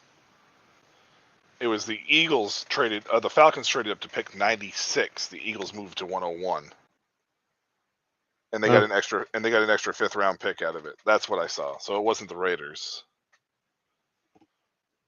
So it was the Falcons pick when they took what's his name? Watts. The Watts. It's a good trade. Yeah.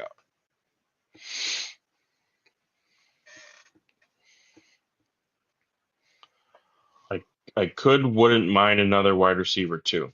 Yeah. Honestly, I think wide receiver or Sanders here, or maybe both. Wide receivers and Sanders. Both. What are Royals and Shadur.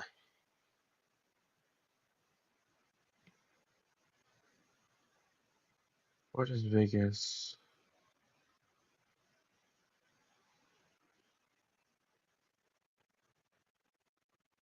Royals and Shadur.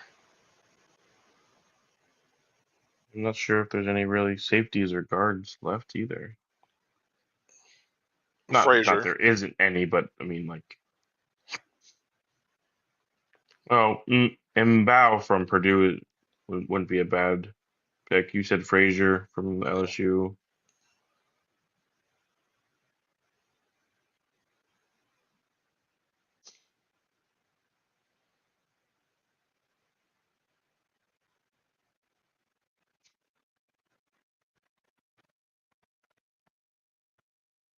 Now, if you were taking Sanders, would you take him with the first pick or the second pick of these two? I would say the second.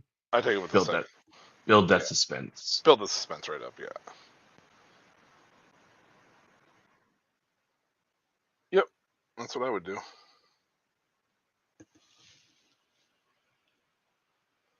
It's funny too because a lot of these people that go to the draft literally don't have a fucking clue who these guys are. Yeah, they just cheer them anyways.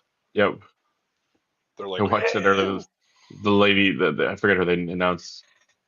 Oh, so you got a line. They get the old line now. So pick 99. Here we go. Say, please, Jesus on the cross, please.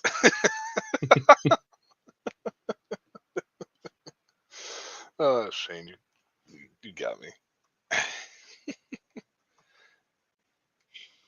Cracker Juice Clothing. Coming to a Mart wall near you. Because we can't afford to be in Walmart.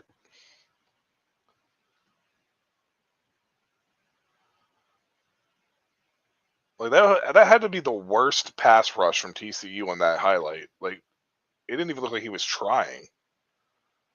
That's pretty impressive, though. That footwork right there was nice. Hey, Shane, you like that footwork right there? He's a little handsy. He is a little handsy. A little high, too. Plays kind of high.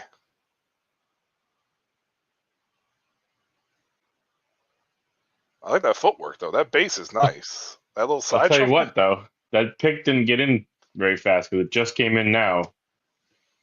So I don't think that'd be Sanders. I don't think you were waiting. I think you would know. If it was Sanders, you would have already known it. Right.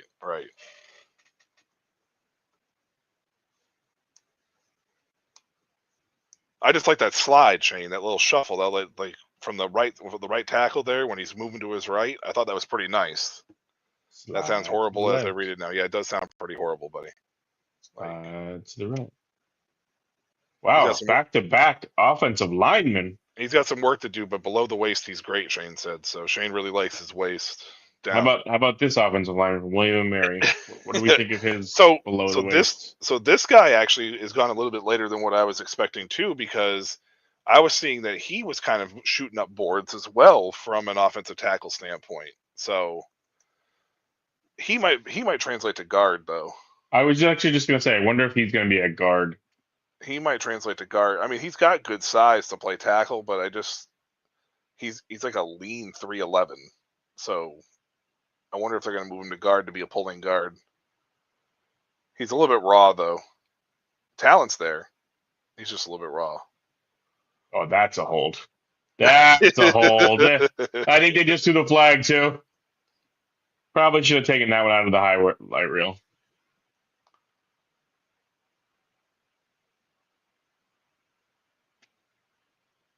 That yeah, like Oh, Shadur is off to the fourth. Will he get picked there? Nobody knows. did you Once just he say goes on Shadur? Did you just say Shadur is off the board? off to the fourth. You think so? You don't think San Francisco takes him right here? No. You don't think Philadelphia takes him or Minnesota? No. Oh, okay, yeah. I think Shadur's off to the fourth round. What happens if he goes undrafted? Oh my God, could you imagine? I don't think, because again, I think some team will take him.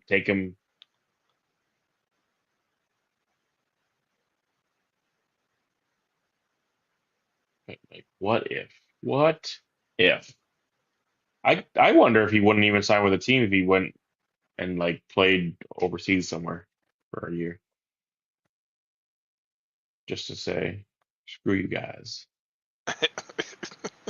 Honestly, it might not be so bad for him to go up to Canada and then try to come back in.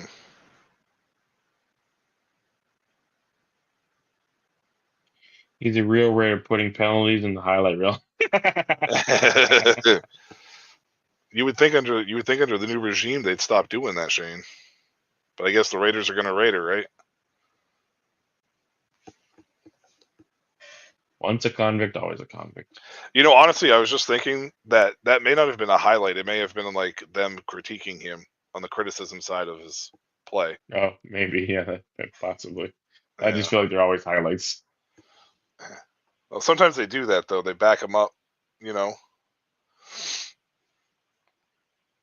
Well, yeah, once you get down, they don't do that to first rounders. Only when you start to get these a little later, they have to start knocking the guy. Well, this is why he's in the third round. Right, This of is what course. he did. You have no choice but to. So, for you listeners out there that are here trying to chime in for some fantasy stuff, I apologize that there hasn't been much movement from a fantasy standpoint because there really hasn't been anything fantastic that's happened so far. So, Other than the Texans just drafting all wide receivers. yeah, the Texans' entire draft is wide receiver for the first 7 rounds. So, day 2 will probably be better as far as like getting an idea of clearer picture where some of these guys. Day 3, I mean, sorry. So this is day 2. Clearer picture for some of these guys that we expected to go on day 2, but Yeah, for wide receiver, it's just not a great. It's not usually a great sign. Running back doesn't hurt as much, but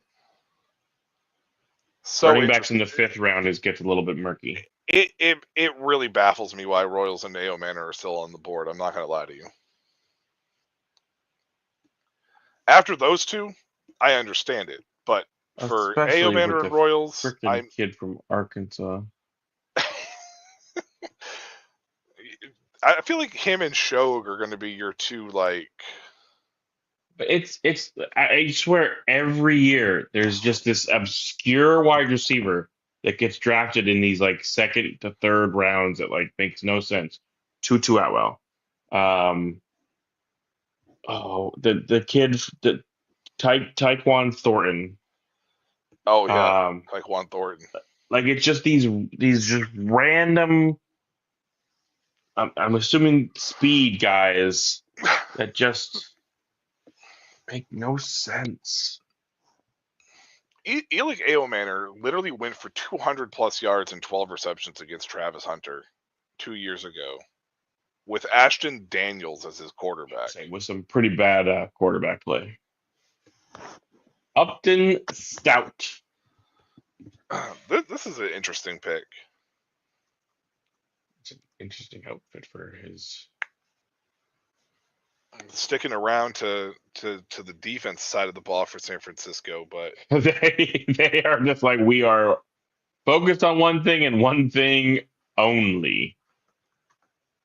well, again, this is a very San Francisco type way of rebuilding things. Like you need to, because let's face it, they'll be competitive, but they're not gonna they're not reaching the NFC Championship game. So No. Uh, honestly, their best bet to try to trade Christian McCaffrey. yes. Yes, it is. Show that he's healthy. Get him out of there. Yep. Oh, looks like the Eagles are trading out Again, to that's all they love to the do.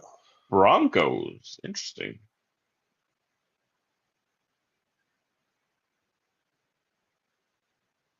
Three picks.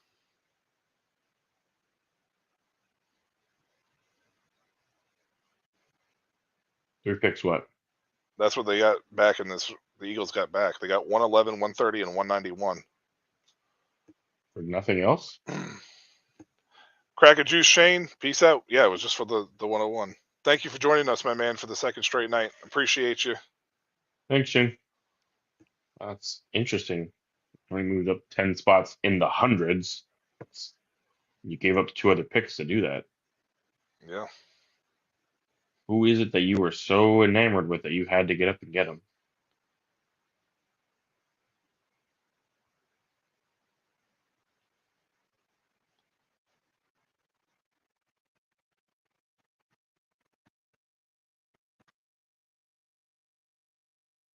Savion Jones. And Interesting. for anybody that's in here from a standpoint of UFL fans, the Memphis Showboats just upset the Birmingham Stallions tonight in overtime.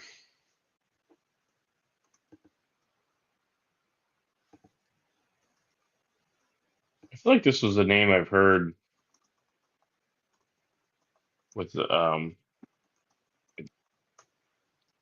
maybe coming into the year of higher upside. Very interesting pick. He never popped to me in the games that I watched him play, but he was very productive in those games.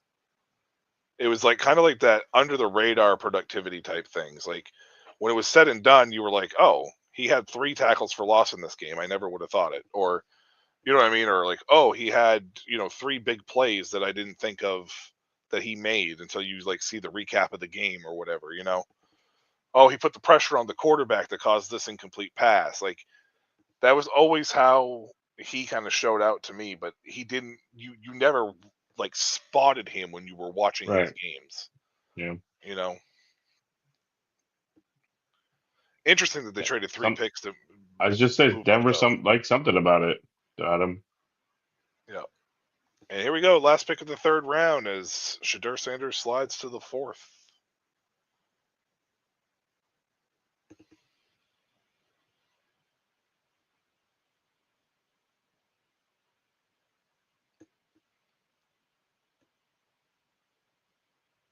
I wonder what rap song Shadur is going to perform for his family tonight.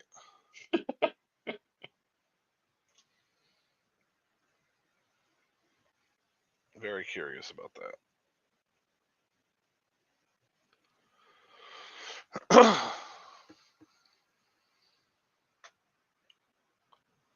Kind of sad, man, that Jalen Royals and A.O. Manor fell. I really liked them both. Now I'm concerned. And there goes Ty Felton. You wanted a wide receiver 3 in That's Minnesota. not the guy that I was looking for, though.